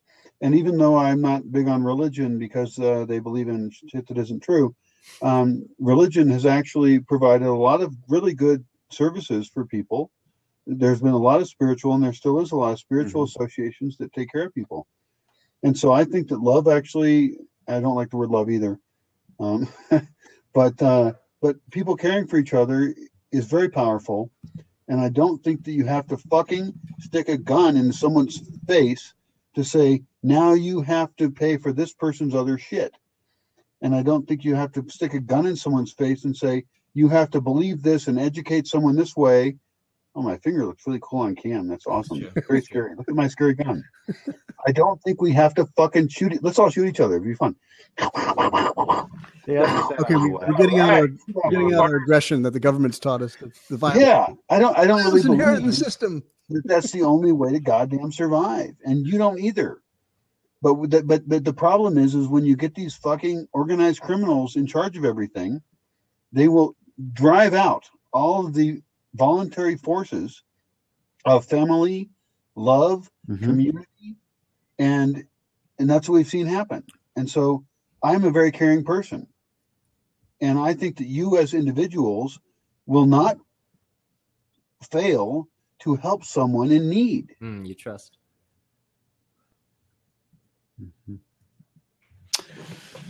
Yeah, well, I can't tell you that I don't disagree and don't live on the same planet with you, because I do feel that and see that and try to live the best I can in that. However, we all have our own restrictions as far as like where we're at in life and where we can go. There are things that that again, it goes back into really what you said earlier about I'm not judging you. You know, people have a tendency to look and say, well, this guy's not living out on the range. He doesn't have he's got a car. He doesn't really believe in so what? You know, I mean, it doesn't really matter because that's not what his place was. And that's not what he's supposed to do in the big picture of what's happening. You know, you can't your left hand isn't your right hand, and you have to have some sort of recognition that there are other talents and there are other things that people bring to the table that make all this shit happen. I want to jump back to something that Brian was. That's excellent point, Stan. Excellent summation of what just went on. That I want to jump back to something that Brian was talking about just a few minutes ago. That he brought into the conversation. That was the idea of voluntary associations. And I put in the chat. It's already gone by. Just the name Alexis de Tocqueville. And if people don't know that from American history, Alexis de Tocqueville was a French aristocrat who came over to the United States to basically study this new democracy and what's going on over here. He traveled around all over the country. He went to cities, he went to rural areas, and he was stunned by what he saw. And he wrote an extensive report. And one of the things that he saw here, he said that was new in the world, was this whole idea of voluntary associations. It was what Brian was talking about. It was the idea that in America was functioning so well in the early 1800s because people didn't expect the government to do it for them. They, in their communities, wherever they were, they came together, they formed the cooperative efforts that it took to, the first public libraries happened here, the first volunteer fire departments, we all know those stories, but in hundreds of different ways. The Granges, those things were all grassroots effort. They're all just people doing what we're talking about tonight. If you think what we're talking about tonight is wild, crazy shit, can't happen, Pollyanna dream world, it's been done before within the context of where the world was at that time. Mm-hmm. And now we're in a new context. Mm-hmm. And just because it's bigger and more vast, don't be afraid of it. And also it's bigger and more vast, so it can be more powerful and more future changing. That's the positive belief shift you need to make. Mm-hmm. Well, it goes back into what the discussion is about too, is the digital world. It didn't exist in the way that it exists today, yesterday, and it's going to exist differently again tomorrow. And so, you're going to have to figure out and have the faith that the button won't be pushed, as the expression goes, like we talked about last night, is that the capability of doing that is real. I mean, it's very possible, but whether or not there's that will ever, happen, because there's got to be something that I do believe there's something that will stop that. But we have to, kind of look at where we're at right now and realize that it doesn't have to be this way. That it's okay that other people don't believe the same way, and other people don't follow the same, particular, whether it's religion or governmental or whatever. The bottom line is we all really, are doing that. Why can't we all get along thing? We really need to be able to do that. Although that sounds very Pollyanna, there's a lot of validity to being able to walk away from something and saying, it's okay. It's just okay. And data is not I heard you were talking last night about how data defines certain things, and data is not always defining anything. Like, at least that's what I understood you to say, Jonathan. You were talking about data provides these answers and this information where, I went into, what was it? We went into a McDonald's today, and the lady, I went in to get some coffee, and I thought, well, I'm going to get one of these new lemonade things. I said, what? The lemonades? She goes, well, it's not up on the sign. I said, well, what sizes are they? And she said small, medium, and large. And the data was absolutely correct, but it gave me no information whatsoever. I was like, sure, small, medium, and large. You got a cup here. So I just took my coffee and left. So the data doesn't actually answer the questions that we have. There's more to this than just data. Data is not going to resolve all questions that we have. Stan, can I ask you a question? Yeah. So you clearly have some interesting views. What do you think are some steps going forward that would make a world that you would like better? Well, the first thing, ignore government shit. I mean, because they're not going to answer. That's not going to save anything. That's not going to pull anything together. You're going to have to live within the confines. If you're in a situation or in a living environment where you have to, abide by those government rules, I get it. I understand it. I got no problem with that. But to expect them to pull everything out of their, what would be the word, a privileged asses, and pull us, out of the murk that we're in, it ain't going to happen. So you have to have people who are genuinely interested in, like we were discussing, like we talked about earlier, the shirts are $1. They want a shirt. Send them the damn shirts. Don't worry about whether or not it's got the logo on it and things like that. So I'm looking for people who are wanting to have real answers with that, and so for me, the next answer is, or the next step is simply get a group together that says that they're going to do that, which I think is kind of what you're doing in the Boss Village. From the briefness that I could, read a little bit, I spent a little time on the About page, and I looked at what the videos were about, that I couldn't watch them obviously, but the next steps are that. The next steps are finding people that just because we disagree on what color, a shirt is or something, doesn't necessarily mean we can't agree on having one. So did I answer your question? It's interesting. Yeah. It's okay to say no, by the way. I get it. I mean, as far as action goes, I always wondered that, because I'm interested in action. Oh, yeah, absolutely. I think, okay, so this is what we're getting to, and this is what I want us to get to, and it is not what I claim to have the answer to. It's what I think we can come to a solution regarding if we continue discussing with different minds from different perspectives. How do we do this? What do we do next? Brian, you've done what you would consider action yourself.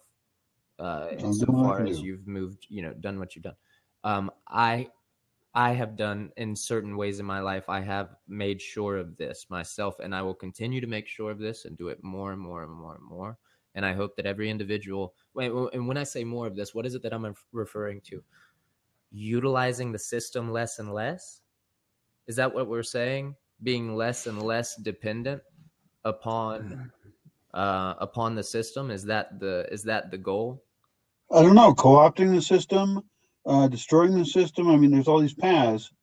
And then there's, I mean, for me, since I do predict collapse, actually, I'm looking at coming out of collapse with some lifeboats. But some people don't predict collapse. They think that there will be another 200 years of growth. It could be there'll be 60 billion people on the planet. I don't think so.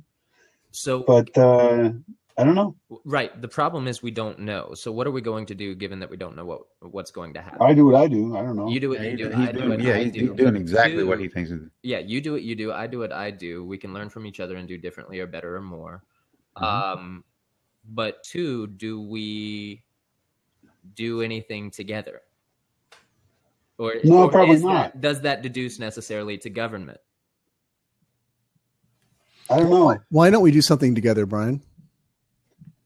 Well, I don't know you. You don't know me. We don't trust each other. We're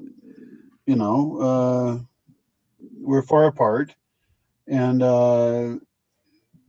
yeah, I mean, but this is you guys looked at that completely different from a perspective of what that question was. Oh, yeah? Yeah, you really did. Y'all looked at it as, why don't we do something together? Meaning, this group, and I didn't look at it that way. I mean, I looked at it from the standpoint of like, Brian's doing everything he can do, and he can't take on anymore. And whatever he can take on, he'll take on. But and see, whatever, right? But see, he did do something to me. Like, Brian, it doesn't matter. Yeah, I just met you tonight. I don't know anything about you. You could be a complete charlatan or a fake or whatever. You might have spent a lot of time building that Facebook page and getting, stock photos for it.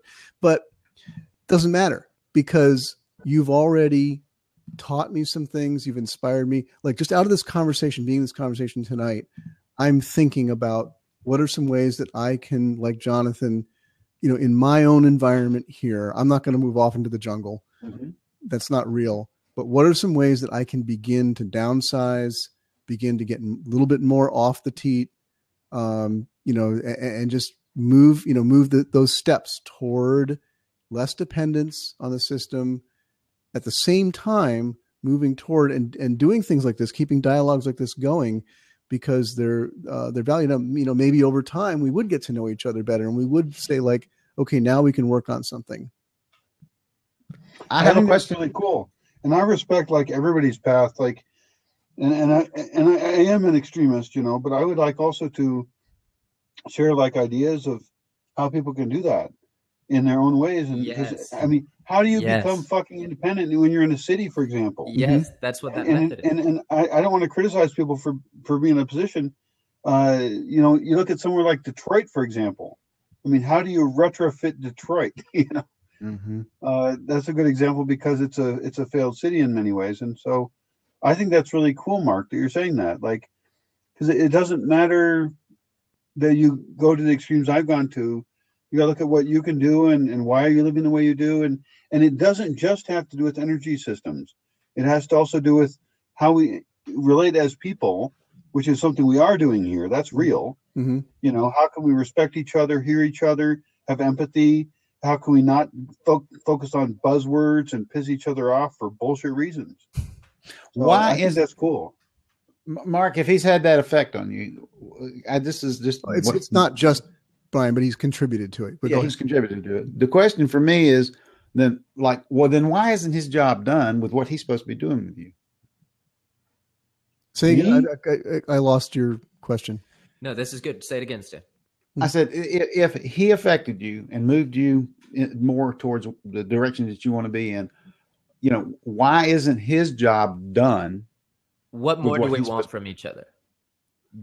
What more do we want from each other? Yeah, what more can he do? I mean, beyond just sharing our perspective with I'm not with one another. I think that's a great question, Stan, and that's I'm not like coming to Brian now and saying like, oh God, Brian, you are now our guru. We need to follow you into the truth with a capital T. No way. Even though he might look like a guru a little bit, he looks like the dude is who he looks like. He looks like the dude. That's what he looks like. and that's the lesson for tonight, folks. The dude abides. He's right. But it's more like, yeah, that's a great insight. That sometimes this is enough. And again, I keep coming back to that concept of the battle's up here. We're fighting a belief structure. We're struggling. You see it in the comments coming over and over again. You guys sound like you're so dreamy and you're so, and I've been struggling with that too. But it's just, I should read the comments. It's just the little, it's hard to navigate. It's moving in little directions. So, if talking with Jonathan last night and talking with Brian tonight, moves me a little bit more and maybe moved a few more people out there in the audience, that's movements. But it's the little, going way back to the beginning of this discussion hours ago tonight, we started in the area of quantum physics and mechanics. Okay. That little, the tiniest in that realm, the tiniest little changes have ripple effects that go out and ultimately got to the level where they change reality. They affect reality. So what I'm taking away from the stand is that I'm refusing to be discouraged by how shitty the world is and how bad it is and like that, because there's people like this in the world. And there's just 4 of us talking right here live now. There's just 17 in the show. That's pitifully small numbers. Mm-hmm. But I want to believe that because we found each other here tonight, we're talking about this, that there's tons of people out there that are thinking like this or could be moved in these directions. And ultimately then, what Jonathan said about the digital world is the hope is that over time, those little cells of movement and hope, those little tiny movements start connecting up with each other and they become something bigger. I'm getting weird now. Well, I know what my first step, I know what my step's going to be. Okay. And I'm going to ask this question and he's not asked anybody to say this, but I got another question for you, Brian, because it's all about, food, water, and shelter. You hadn't asked for any, but is there anything that you need down there that, I could help you with? Me too. From here? Well, that's a really nice question. And, people have asked me that. And I have a really hard time taking things from people because I wasn't raised that way. Mm-hmm. I'm going to start probably trying to crowdfund the place. And that's not just because I need to survive, because I can survive on almost nothing. But I'm going to invite more people to come. And so what you can do right now, if you want, is subscribe to the YouTube channel. It sounds funny that I'm mentioning social media shit, but we're in a virtual world right now. So subscribe to the YouTube channel, subscribe to the Facebook page. And I would like to invite people to come here who don't have to pay, and that we are doing constantly kind of sustainability laboratory stuff. Solar ovens, food preservation, growing things, which is all the things I've been doing for the last 11 years anyway. And yes, there are options to donate money, I suppose. I still want to run it very low budget. That's the goal. So yeah, I can post some links and please do. Yeah. And that's a good start. I've subscribed to both of those already because that's okay, where cool. Great.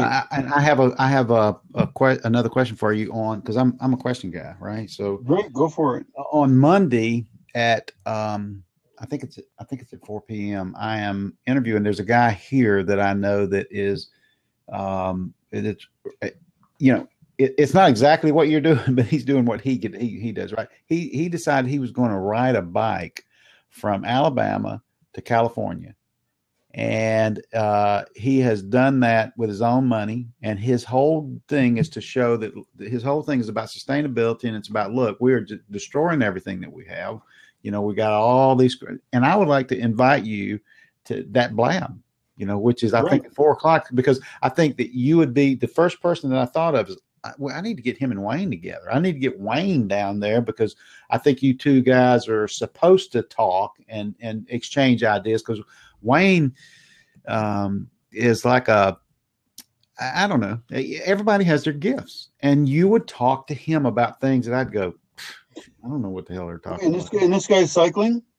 Yeah, he's riding a bike from Alabama to California, you know, and I'm not really on the way, but if he swung south, I have a special affinity for cyclists. I cycled when I was very young. It's a great way to travel. I think it's very studly and strong to be just on your bike there, you know? Yeah. And so I would love to host bikers. So yeah. Yeah, he's all about, like, he stayed in silos that have been, you know, refurbished or whatever. There was a town in Kansas that he visited that he cycled just there specifically because a tornado destroyed the town, and they rebuilt the town using the parts from the town. You know, it was really an interesting town to kind of look at and go, wow, that's pretty neat what they've done. But that is what I would.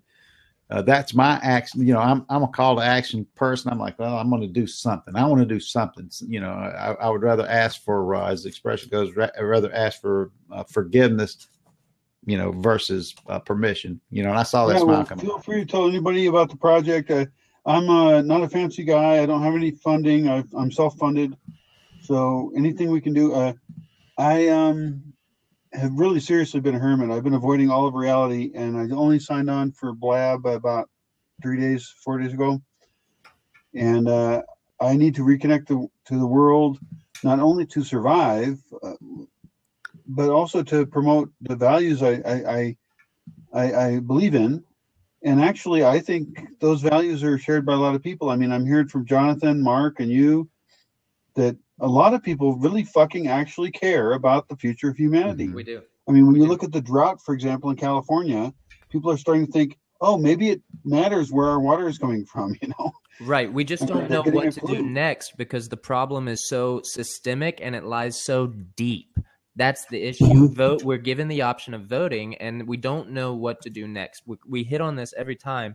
And I think, giving people pragmatic ways to stop sucking on the teat, right? Yeah. And cultivate more existential freedom in their lives while utilizing the system but not bowing down to that bullshit. This is what we need to do. We need to work with each individual on an individual basis and literally set every single person free from the system. Dude, that's a beautiful expression. If we can do that individually on a one-on-one basis, then it would create the collapse, right? It would create the collapse. We'd pull out. There would be no voting. There would be no money spent. The thing is we need a minimal way of grabbing enough money to live while we do it, and then but this is my next question, very practically. If we're talking overgrowth, do we then take that money and that we are earning, if we have any extra? I stack my money in an attempt to get money to do something in the future if I ever need it, but I would be willing to put that all into Bitcoin. What if I lived incredibly minimally, got as much money as I could from a non-existentially invasive job that I did not feel immoral doing, at its a simple one, and then utilize that money to put it into a cryptocurrency. And from there, we spend less dollars if we can. Everyone agrees to spend less currency of the nation states. That's what would have to happen. Everyone agreed to spend less currencies of the nation states, earn as much of those currencies as possible, and then transfer those currencies into cryptocurrencies. And if we did that and refused to vote, what would happen? Mm-hmm. Brian, reclaimingground.com. I forgot that I actually set up a forward to that blab on Monday with Wayne at 4:00. So you can go there and, subscribe to it and know when it's going to be. One sec. I'll be right back. Try and answer Jonathan's question. I thought it was really interesting. I actually have a personal need. I got to go pee. Say no more. Actually, you could have stopped right there. I got to go. That's right. Okay, I got it. But don't worry, folks. He'll do it in a very sustainable way. So, yeah, that's disruptive technology. That's correct, Craig Burton. That is actually disruptive. But but there is, tell you, man. Hey, if anybody out there in the text chat wants to come in, Olivia Juliana had a cool comment. She is in the same situation that I was, where I was postgraduate work with no job, and that is immediately when I went to the food. I went food, water, shelter. Right, I identified the trends that I thought would live even if the whole thing collapsed, which is this: food, water, shelter, medicine, and entertainment when we're bored. Entertainment is, and under entertainment lies art. So these are the sectors that I invest in. But they're also the sectors within which I work. So I can make the median income in the US, which is in the top 1% of the entire world because we're very rich here, by waiting tables 40 hours a week. And, from there, you can, if you're wise, I live off half of that. I invest, and then beyond that, I'm about doing my research. And Olivia, that's what I've done. Olivia, job market is killing, and your political communications degree is, well, it's interesting in light of what we've been talking about, because the people who are interested in politics, I began this by saying, though I want to help the world in this way, the answer is not to try to run for Congress. I realize that the system itself is ridiculous, and that we need to overthrow it. So that we got to it very well when we said that the people don't realize how they want to help. They want to do this. They want to do everything we're saying. Everyone seems to really, but they don't know how. And part of giving them the how is zooming out far enough to see that the change that is needed is deeply systemic. And the more deeply systemic that change that need be had is, the bigger the revolution needed, right? Brian, you're back. I'm fixing to check out because, and I'll remind Mark suggested that last night that y'all play a drinking game for the number of times that I pop. Every time Stan comes in and comes out, I love it, Stan. I think you're great. You're welcome. And but I want to give. I'm gonna step out so that others can come in. And again, Brian, I will. I would like to see you and Wayne get together on 4 o'clock, because there's some direction that I think you could probably give him, and I think that there'd be a lot of sharing going on with that. Which is, I think, what my gift is recognizing that stuff and say these two guys need to get together. And I want to tell John Birch, which is an interesting name in itself, but John Birch, he said, let's see, something about 50 years. Where is that? Well, he's here because someone else in the chat said earlier that all this sounds very Republican, which was mindless. That's just funny, but he was there. He was here a long time before that. Yeah. Mindlessness for 50 years. Mindlessness for 50 years, and now people wonder why shit is all fucked up. Interesting. Okay, but when you do that, I think that what we're really talking about is when you do that, you're judging, you're being generalist, and you're judging generally the population, which is kind of true, but it's not necessarily true about everybody in the whole world, and that we've got to find those that are interested. And you're not going to find them unless you open your eyes. If you keep your eyes closed on them, you're never going to see them. Because people see what they want to see, and they hear what they want to hear, and they become what they want to become. So I'm going to step out so that some of you other folks can. Stan, one thing before you step out, please. Mm-hmm. Whoever you're trying to connect me up with, can you send an email via my website and do that? Because I'm going to not know what you're talking about or who this person is or what you're talking about. So, yep. Thank you. Yep. I'll send you an email invite to it. And then I'm going to, like I said, I do 100% expect to see y'all take a drink in celebration of me, because that was the game that Mark suggested last night. I've got like this tiny little drop of wine in here, but I'm drinking that. I'm giving that to you, Stan. Pouring it out for you. One drop's enough. That's pretty funny. You guys are funny guys. Hey, Brian, this is pretty dope. If you can't have fun saving the world. Real people. Oh, sorry. That's fine. I'm just excited we're hanging out with real people, even though it's on Yeah. the cloud. Yeah. And by the way, Jonathan, I looked at your website. I like your list of topics and shit. I love your no debt stuff, and I haven't looked in detail, but I saved it for later. That looks great. So Thank you, dude. Thank you. This is the very beginning. I'm utilizing this platform to help develop it into something that is actually meaningful and actually helpful, because I have such a small Cool. perspective as a single individual.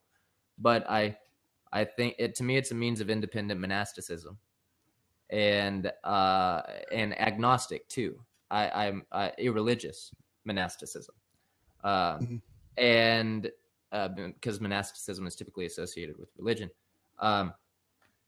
And so I think it could be and what I'm interested in doing is not having everybody live the same kind of life or be like me or, you know, shape everyone in my image. I want to make that plan general enough that anyone anywhere can utilize it in order to live their life intentionally from scratch. Just start over from scratch and live their life intentionally, cultivate and maintain their inherent independence, and enjoy their life and die.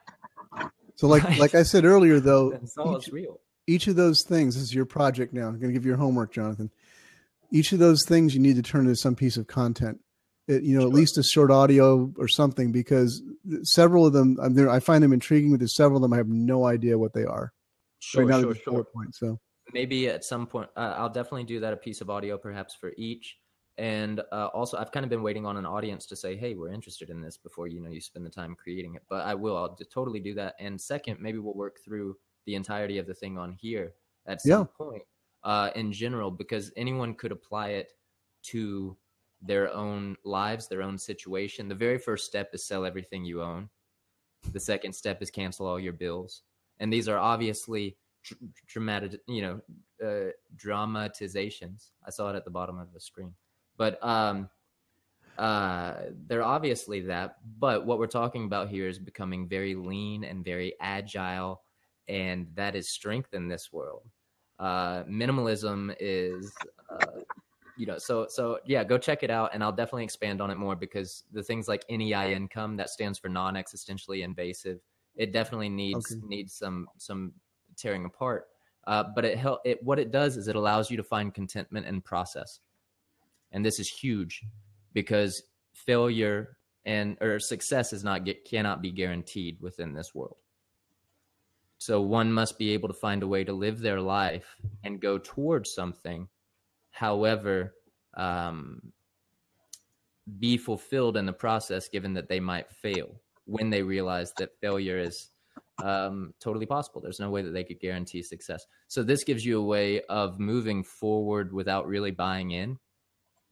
And I know that sounds funny, but I guess it's because I see the whole thing collapsing like Brian. And so I tried to find a way to do it in the city.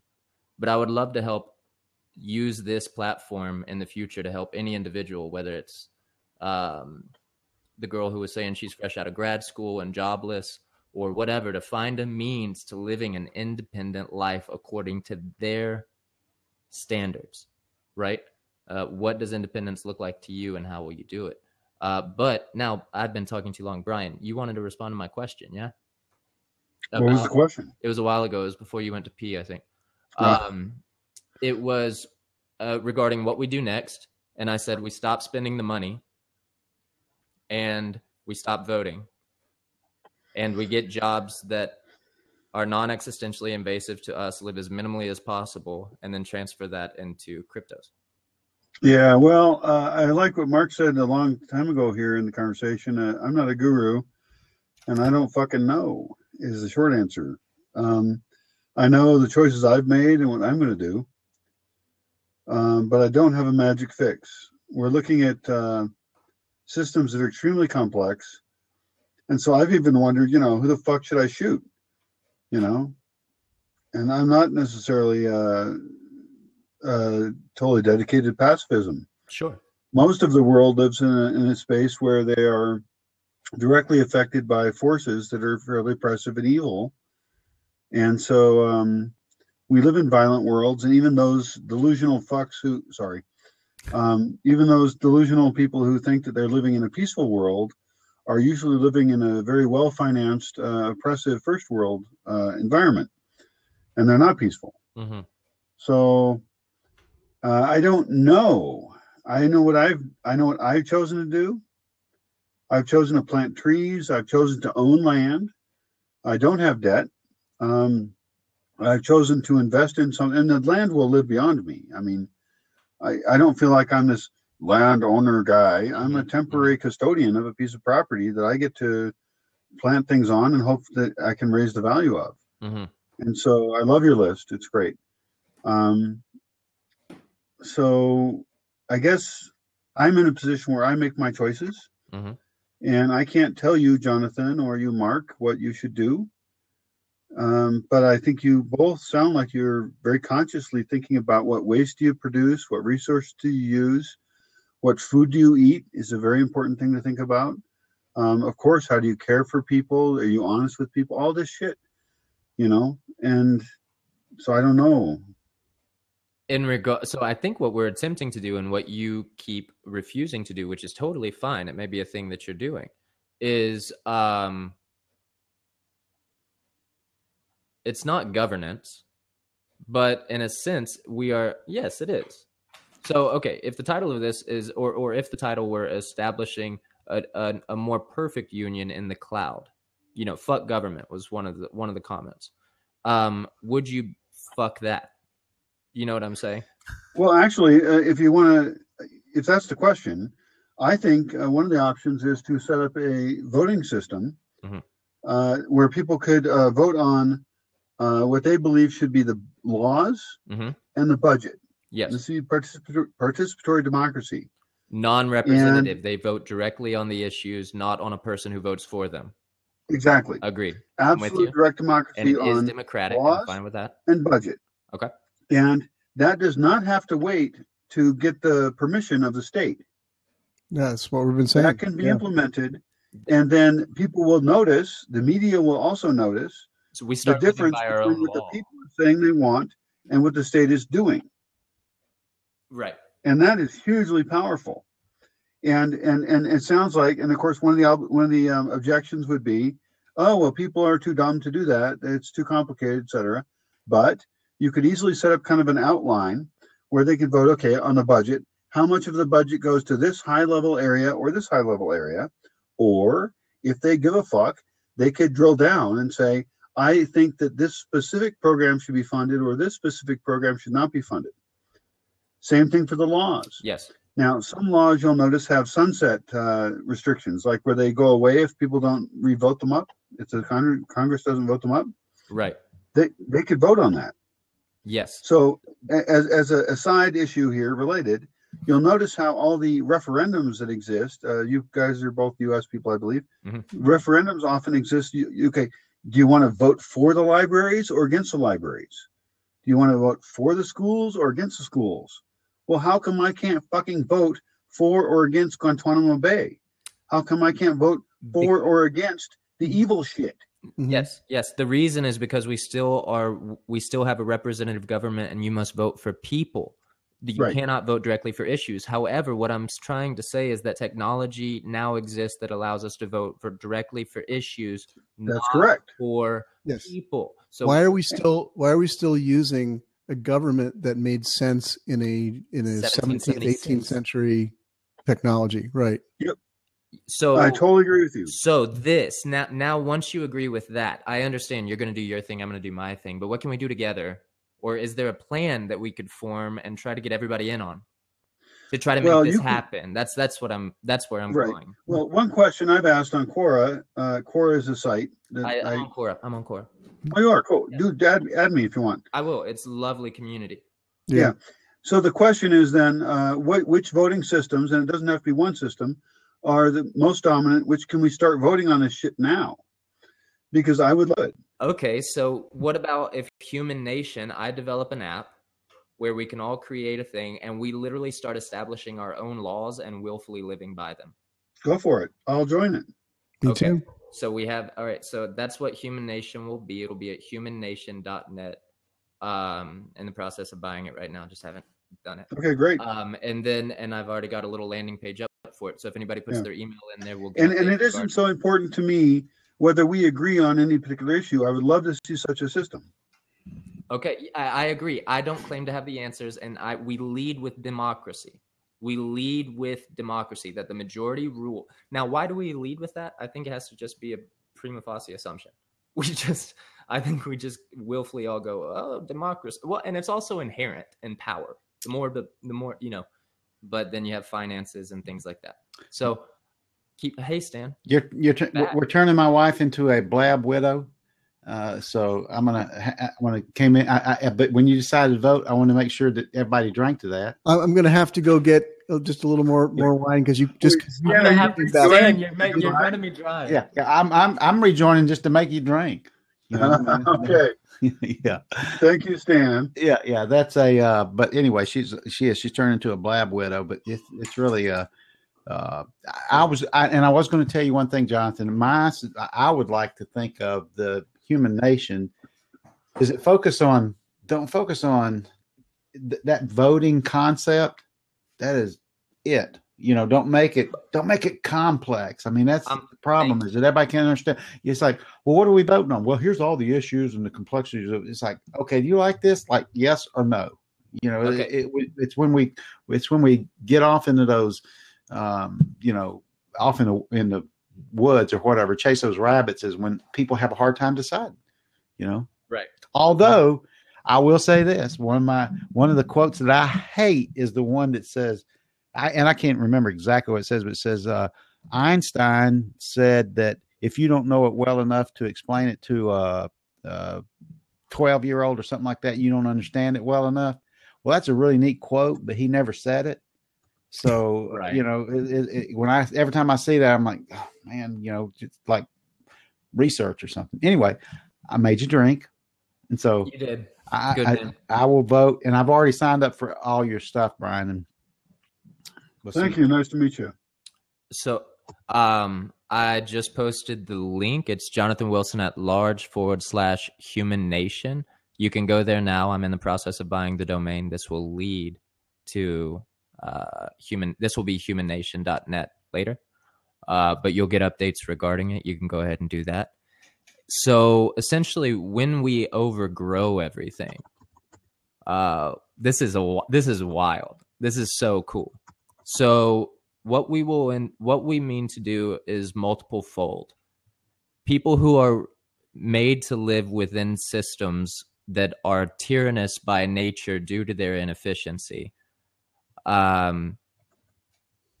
We will help them find ways to live within those systems freely while also attempting to overgrow those systems. The attempt to overgrow the systems will be the individual will be involved in voting on a new set of rules that they wish to enact and that they willingly follow. Beyond that, we will slowly begin transferring our money into a cryptocurrency, perhaps, and it would be the oddest thing because it would be multinational if it started happening globally, and we slowly secede to form a more perfect union in the cloud. What do y'all think? I'm in support of many options. Yeah. I don't know what can work. I personally am a little more earth-based, but I think it's great. I just signed up. Yeah, I did too, and not because I think like, okay, this will be the thing. And I know you don't either, Jonathan. Your ego is not that big. But it's what I was saying earlier. Like, the more perfect union comes of many unions. It's not something that happens in a moment and everybody's joined. It happens like lots of, as I said, like that's why to me, it's not discouraging that, there's 13 to 17 people watching this at any given time. That seems to be discouraging. Like we're talking for 2.5, 3 hours here and only, 80 some people in total are ever seeing it.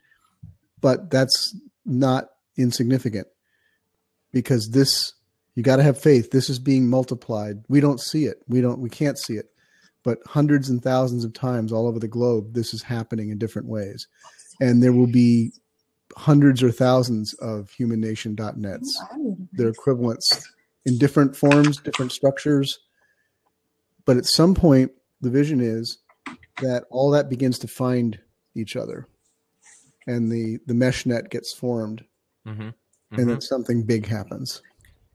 Yeah, we're all pieces of it. We Hi, overgrow. Kristen.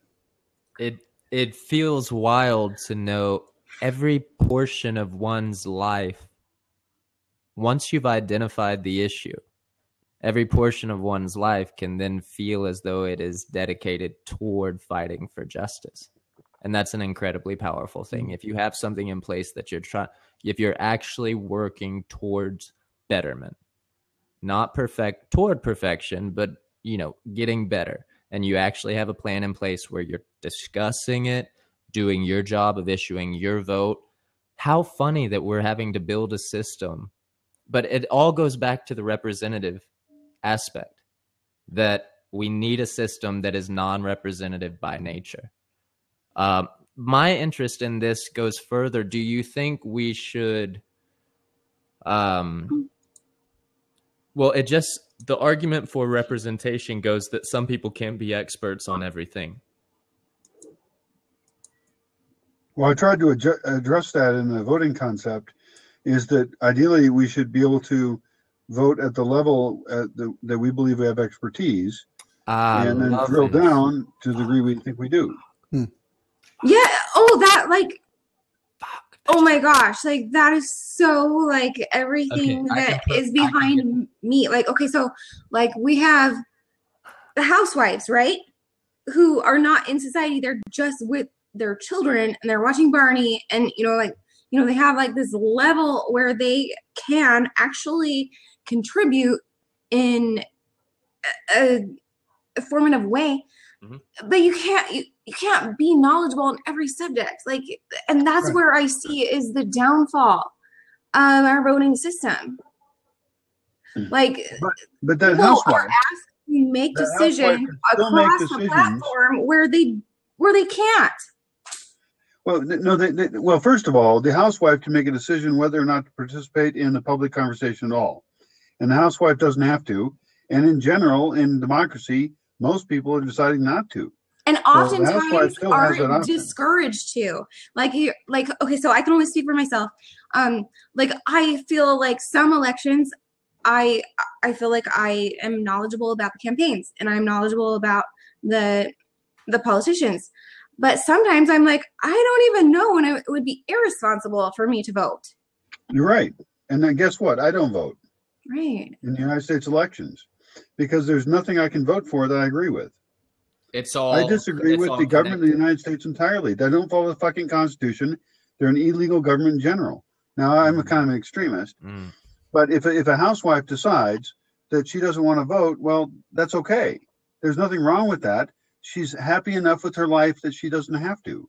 Okay, and we don't even need to get into the discussion about all of the housewives who would like to vote but can't because they don't have someone who's around who can watch children so that they can get to the polls.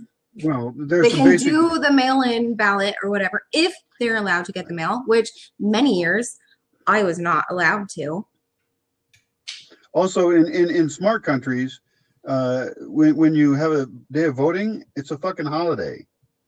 Yeah. And I don't know why that's not the case in the United States. Maybe they don't want you to vote. But in Mexico, nobody has to work on the day you fucking vote because they're going to go vote. Mm-hmm. Yeah, you don't have to worry about income being taken. Yes, amen. Yeah. So switch the voting day to Sunday, and then to make it a national holiday. Yeah. I agree. But they don't want you to vote. Jonathan, what's the phrase? I'm trying to think. I'm tired now. There was a phrase because somebody going back there, Alyssa, a while back said tip, don't use politics in the title of this thing. And I kind of agree with that. Because people think they see that and they think, oh, they're going to talk about the election. And, divisive. They're going to be right. Yeah. We're going to be red state, blue state. Side. Right. Yeah. Yeah. So what was the phrase that you keep using? Human nation. Well, Human Nation, but no, it was about like I can't even remember a single word of it. It was something you said earlier, and you've said it before. I'm just trying to go through all your writings and see if it's there somewhere, and I can't find it. I want to say what you want me to say. Well, yeah, I know. It's kind of like the phrase you use to sum it up, like what you're. If it's important, it'll come back to you, Mark. Yeah, when I hear you say it, because I know you've said it like 3 times before, so when you say it again, I'll say like ding ding ding ding ding. That thing. That thing. All right, I'll listen for it. Never mind. Okay. That's cool. That's cool. All right. So Human Nation it is, and I love the idea of building a now this is the thing. If you didn't vote within Human Nation, assume that you voted for option B, but option A wins. Do you still willfully follow that option? Oh, good question. Anyone? What? You would have to opt in. So in Human Nation, if you vote for option B, assuming at this point that we are willfully following, we're developing the law that we would willfully want to follow, just go ahead and do it. Now you're saying within this like a compact, like it's a voluntary association. We're saying like to help each other build something. We're going to say voluntarily will abide by the will of the majority. Is that what you're saying? Is that what we're saying? It's like building a whole new electorate. No, well, there's no representation. Right.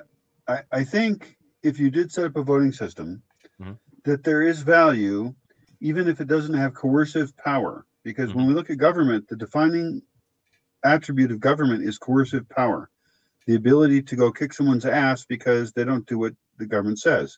Right. So even if you set up a government system that doesn't have that power, you will still see the difference between what people voted for on your system versus what the government's actually doing.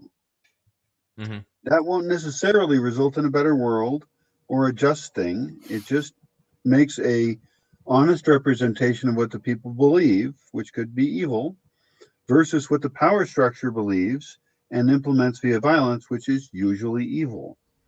So even setting it up without an implementation of the voting result has value. Agreed.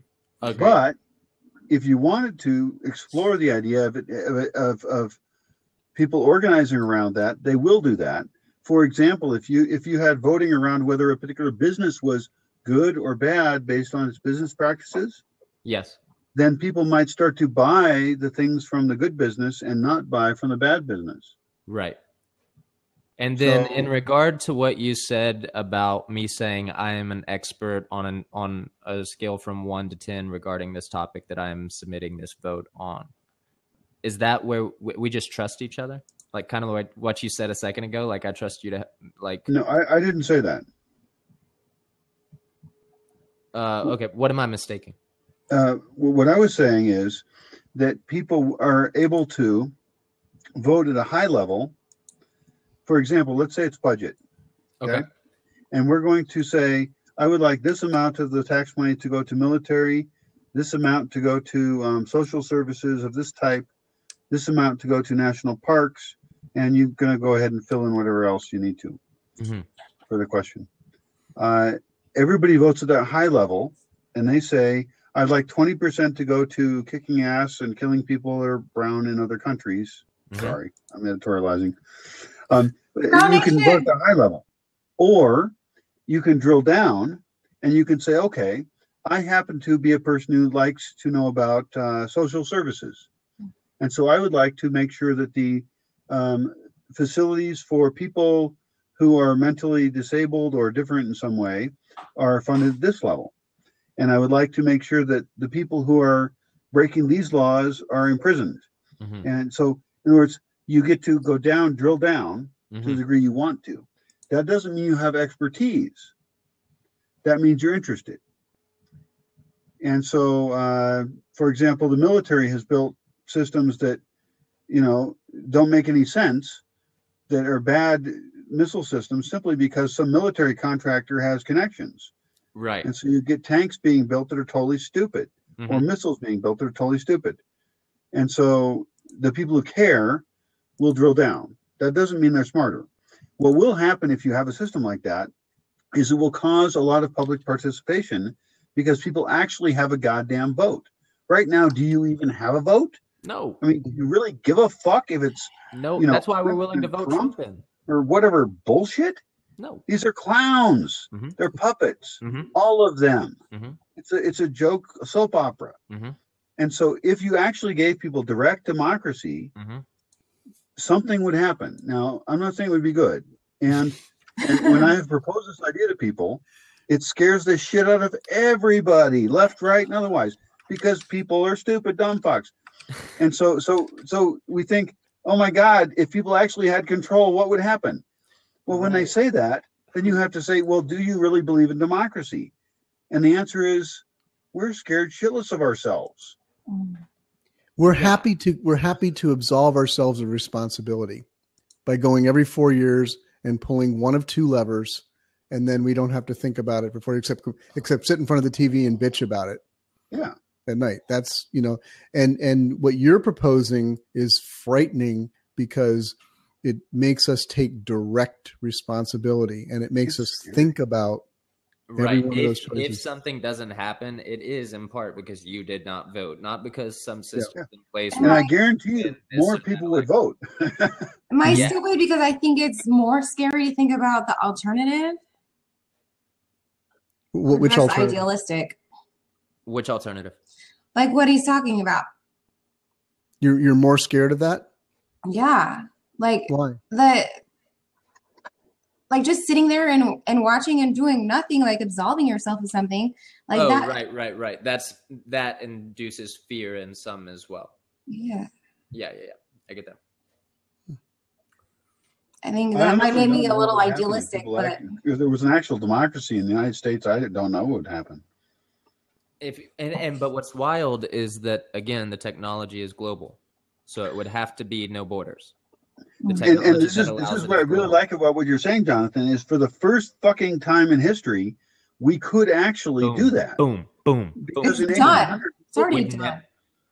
It's What? the internet is there, but we don't view it as a government resources. I realize that it is illuminating us all constantly, and I realize what's happening via it, and it is just naturally happening. However, it seems that somebody needs to come along and say, okay, let direction in this regard.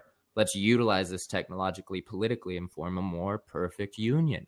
It's stupid that this isn't even an option.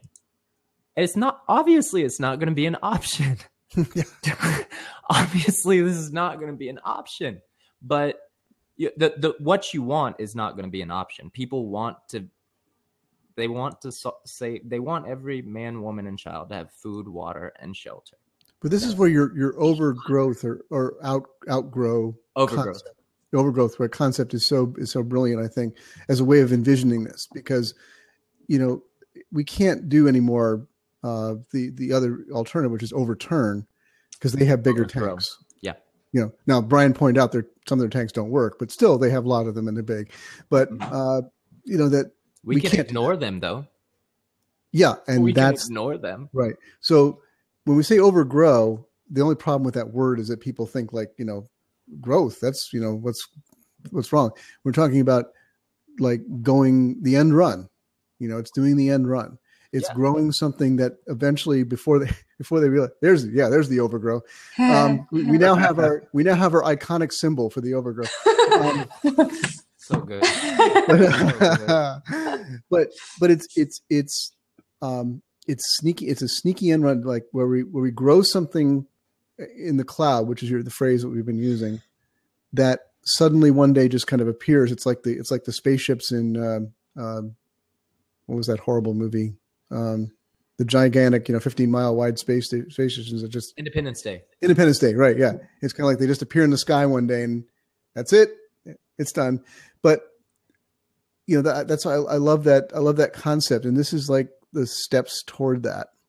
Yeah. Okay. So now we have actionable steps. You realize that when we began this blab, I did not have action. I had guesses at like at not spending the money, at finding ways to get some money that aren't, that involved.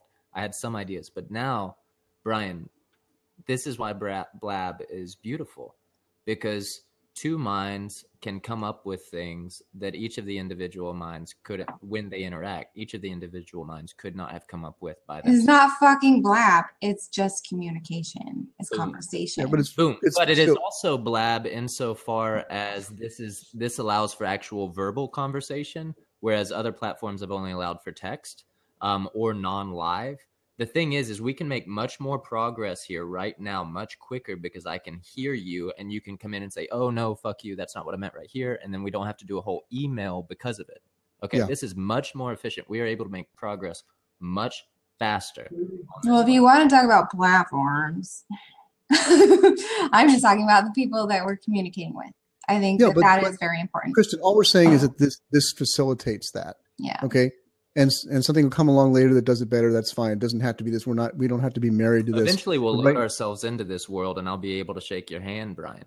You know, the hand We of can your give avatar. hugs. That'd be so cool. But we need bigger computers for that operate at a quantum level, I think. So, this is so it's so cool that we have steps sort of forward. And I can't say if I lived within an oppressive government, a tyrannous system, and I did the steps that we're talking about, the making sure that I suck off the teat as little as possible, in my own way, all these things that I was placing my vote with a group of people who are actually human and actually interested in doing this. I would feel better about my life. You know what I think a lot of people would, even if it didn't work. Just as you were saying, Brian, there's legitimate value in instituting it, and at some point this will win, even if the U.S. government tries to do it themselves. At some point, this is what we're discussing is what will happen. We know it's going to come. It's just about. I do have one thought for you, Jonathan. Sure. I'm not sure which tit you're talking about, but it might be useful to suck as much off of it as you can and put it into your own values and the world you want to create. Mm-hmm. So maybe sucking off the industrial world to take value and do what you want to do might be good. Right. And again, that's in general the method. That's the means that I've hit upon about trying to do that. Okay, cool. And it you know, insofar as it sustained me to this point, it put the food in my mouth that I ate today, and I'm sitting here and I'm doing this. I consider this independent research and networking regarding an idea. You know, I mean, this is, and not only that, this is the most important, it seems to me, one of the most important things we could be discussing. Mm-hmm. The liberty and freedom of human beings on planet Earth. Mm-hmm. Yeah. What else? But you're right, Brian, because somebody that goes totally off the grid only helps themselves. Right. Right. And they might do something revolutionary for themselves, but it doesn't make any bigger ripples. The ripples stop at the edge of the pond. So this is like you've taken deeper steps than probably I will ever take, as far as I know, in terms of what you're doing. But that doesn't matter because it's all relative. And what's valuable for me in this is I'm an idiot about this stuff, and I need a community around me to help me learn. And that's what I'm finding here. You know, I'm starting to gather around me a tribe that's incredibly valuable to me because, you know, you've taken huge steps, Brian, that I can learn from. But Jonathan, I'll probably even learn from more because he's kind of more in my world.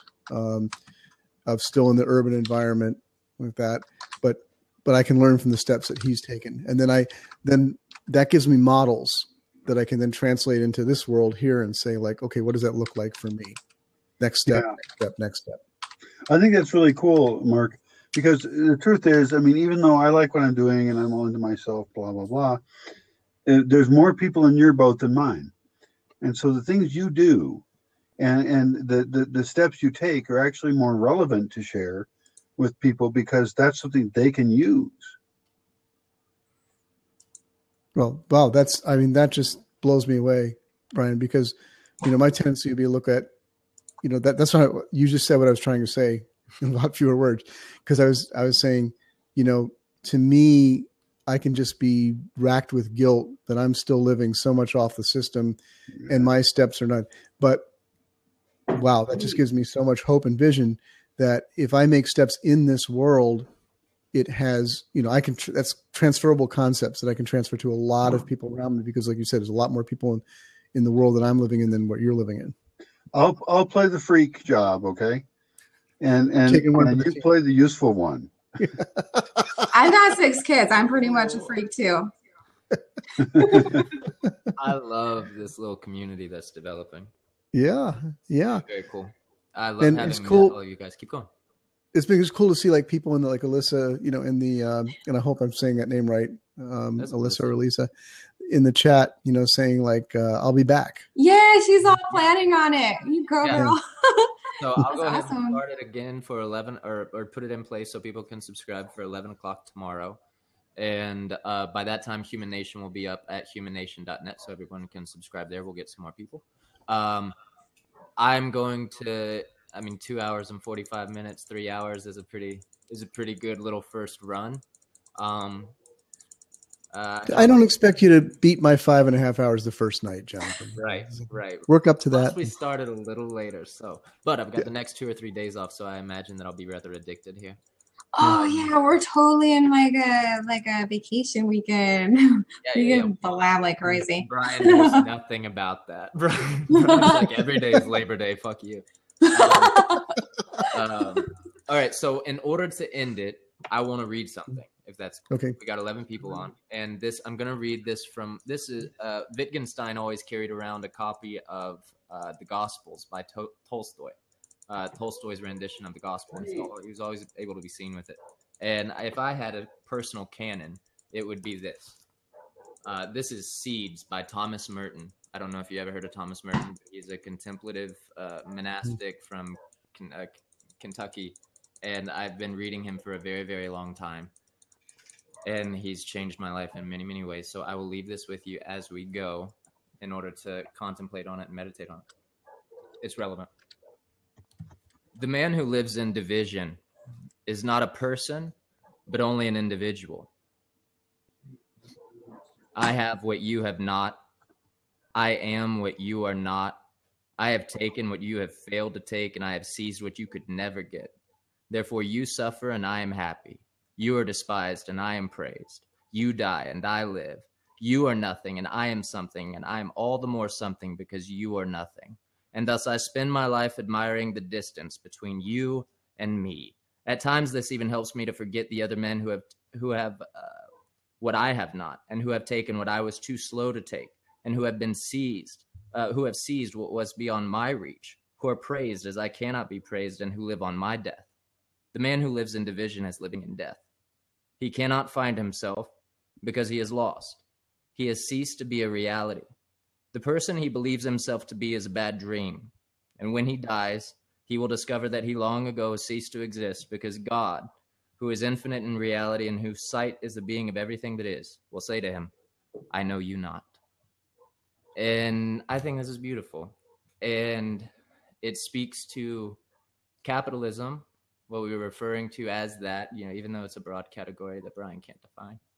And it speaks to the division that capitalism brings, where we try to take what the other has not been able to take. It speaks to the problem of capitalism, the problem of possession that we've come to, where all possession is a figment. It's all bullshit. I am possessed by the same thing Brian is possessed by, if we are possessed by anything that has a name. Otherwise, no, possession is bullshit. And we're slowly realizing that. And it is time that we no longer live in division, right? But we live, we be united. And what's so fucking interesting is that we live at a time where it seems that we could make a huge fucking leap forward, a huge one, and witness it. And I'm hopeful, I guess. And not many people are, but not many people can see deep enough to see the systemic change that is needed. It's a deep systemic change that's needed in order to solve problems in the world. And if the people knew or had a way to do something about it, I think they would. But they can't see. They can't see. All they're being issued is the option of Hillary or Trump, and they know that's not going to do shit. So we need a new way. We need a new way, and I'm excited about developing it with you guys in time. Cool. Dude, thank you for hosting. I love some of your comments and thoughts, and I looked at your website. Thank you so much. It's been fun. Welcome. I'm so happy to have met all you guys.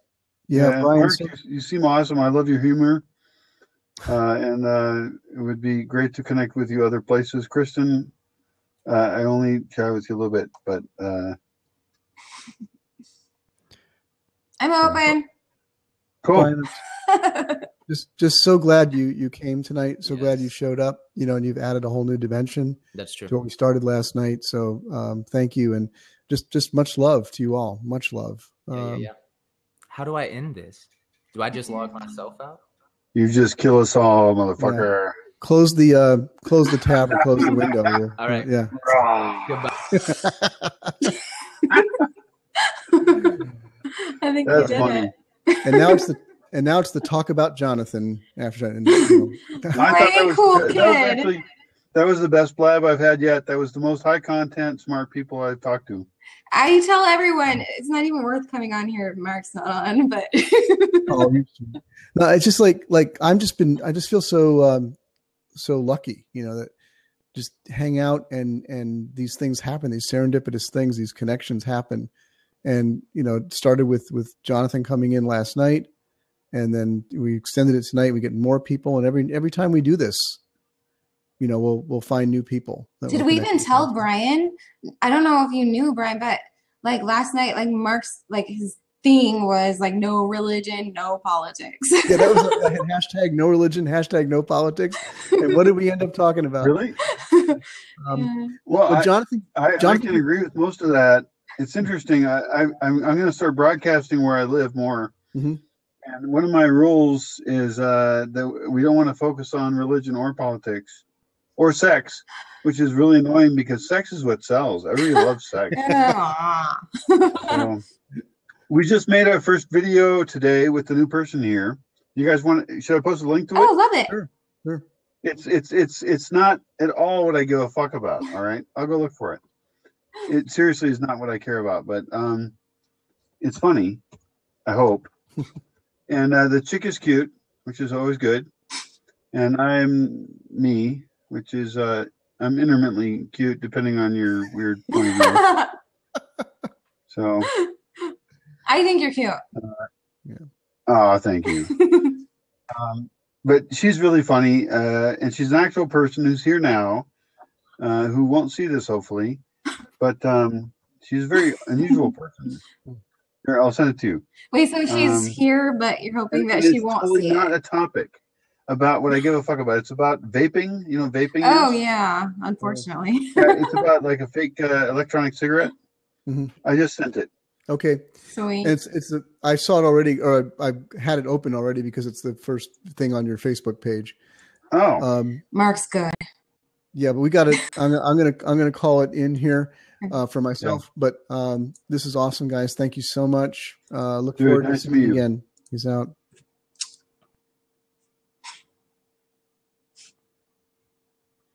Oh no! Now it's just us. It's just us.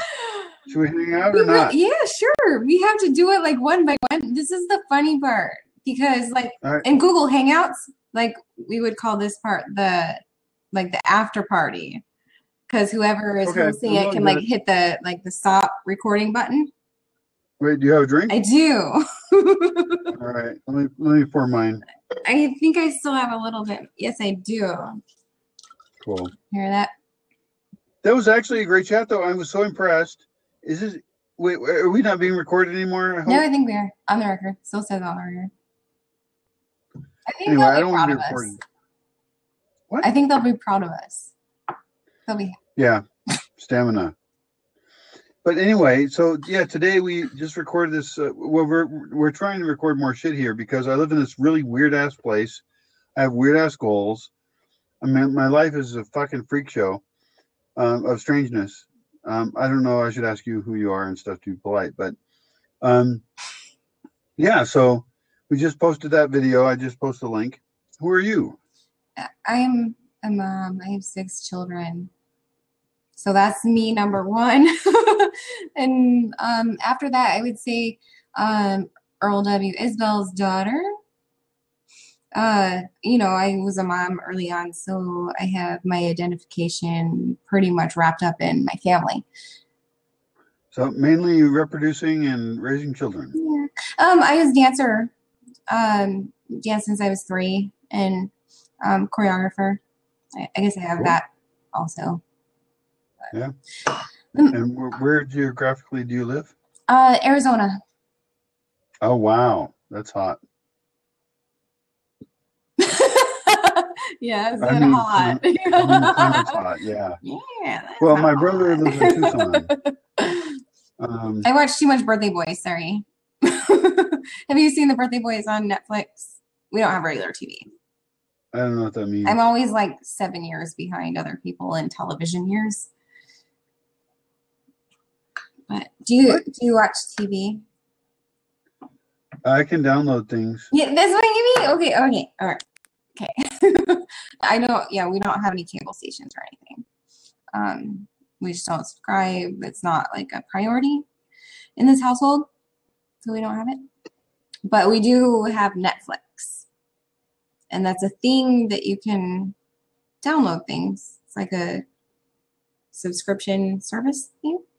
So you can watch movies, yeah. Okay. Very netty. Unless it's netty, I don't understand it. And I've only been on the internet for a couple years too. Really? Yeah. Prior to that, I was married, and my ex, he was diagnosed finally with late onset schizophrenia. So I spent many years as a prisoner in my own home. So I'm kind of behind, kind of backwards, and I'm really grateful for everyone who's willing to bring me up to speed. Well, that's really cool. I mean, conversations like this are relatively new. And the cool thing is that it doesn't matter whether you're late to the party online or not. The truth is, most of the world is still not even online yet. And now, I mean, like you're on, you can look up things on Wikipedia. You can do whatever you want. So Yeah, it's fun. I'm not a fan of Wikipedia just because for school, like our professors don't let us use citations to Wikipedia. So I try to avoid it. But how can you avoid it really when you do Google? Because it's always like the first number 1 thing that comes Right. up in search Well, queries. Well, I have thoughts on that because I do give a fuck about this kind of thing. Oh, The thing is that Wikipedia is actually supposed to have citations for the things that are on there. Mhm. And you will see that there's edits on there that say citation needed. yeah. And so that's cool because then you can still use Wikipedia. You can go to the citation. You can still use the material. Wikipedia is actually awesome. Very And I have some optimized for findability. Yeah. I mean, I love knowledge. I love to learn. And so the fact that Wikipedia even exists is just wonderful for people who want to learn. And I've written on Quora a little bit about that. Like, I think that professors should actually give you credit if you use Wikipedia as a resource, and then you go look up other resources, and then you edit Wikipedia to add your resources to that. That's Because that means interesting. you're fucking super cool. Yeah, actually, yeah. Okay, so my friend Carrie G. Butler is on here, and he's like, Wikipedia is propaganda, and that's like my line of thinking as well. But I really like what you just said about getting the extra credit for actually going and doing the work to find the valid resources. Right, and to then add to Wikipedia, because if you add bullshit to Wikipedia, guess what's going to happen? Someone smarter than you is going to edit you out of there, and so it's actually a valuable resource. Yeah, and if there's like so Wikipedia is not going away. Sorry, it's Right. just not. I would, especially a year ago, I was like down. I wouldn't even touch it. I would not touch it. But now, like, I'll go read it, and then like I'll go follow sources and stuff. and do like what you're talking about is like going and checking things. So like there's like, you know, something in there for me. But yeah, I really like your line of thought there. Yeah, I mean, the great thing about Wikipedia is anybody can play. Somebody just added in the comments, like, try to edit the articles, they don't stick. Yeah, that's well, scary. that's because you didn't do a good enough job. I don't or know. Maybe you're in a huge minority and you have to fight harder. Maybe you're right. I don't know. And you can join the conversation, whoever you are saying that. I would love it if Carrie joins. I was the one that I called him in here. I like privately. Okay. It was like, Carrie, come over here, please. Yeah. But I mean, it's that's the thing is, for example, I deal with a lot of people who believe in pseudoscientific bullshit. And they try and tell me crap. And I'm like, well, maybe you should go try and edit Wikipedia and put your answers in there, your thoughts. And you're just going to get edited the fuck out because you make no goddamn sense at all. And of course, what makes sense and doesn't make sense is not known. That is a controversy over the centuries. But there are also some things we all agree on. Like you and I are probably not going to think that we know more about how gravity or magnetism exists than somebody who studied it. You know, somebody who studied Mexican history probably knows more than what we might make up if we just made some shit up for fun. I heard the thing about the Alamo. The Alamo, yeah. And so I don't think that Wikipedia is necessarily God speaking, but it's a lot closer than some dumb fuck. Well, that's a really good and interesting point. So I'll leave good because that's subjective, but I think that's an interesting point because how much of our history, the next country over, how much of anyone's history is written by historians who have whatever objective. Right. History isn't necessarily true. And when there is, out of the mouth of 2 or 3 witnesses, sort of thing, truth is established. And so the more people that agree upon something, those are the people that are going to be interested in it because they flagged it for whatever reason, like Google alerts or something. You know, they're just interested in it, and so they're going to be searching for it, and they're going to be on top of the subject. If someone cares about something, then they're likely to have investment and want the truth to be spoken. Which may or may not result in truth. Very true. Yeah. But the cool thing about Wikipedia, I hate to say it, but the cool thing about it is that people can put in their thing and it can be edited out. You can have that disambiguation. It's probably the biggest public debate there is in the world. For me, I read on Quora quite a bit. And Quora is far messier. Yeah. And so if you have alternative views of any kind, and I certainly do, then you can just write whatever the fuck. And so you don't have to be as authoritative. Oh, okay. So Scott Scowcroft is saying study shows Wikipedia accuracy is 97.5%. That's pretty good. And then Carrie says Wikipedia is controlled by social engineers. And Michael says that the may or may not Wikipedia aspects, laugh out loud. You can tell I come over from G Plus Hangouts because I'm all reading the comments here. I do need to go out because God is speaking and he wants to put on music really loud. So, but well, I guess when you go, it's over. I'll post a link to my Quora stuff. Yay. And it was nice to meet you. Thanks for the fine chat. Yeah. Are you on Google Plus before we leave?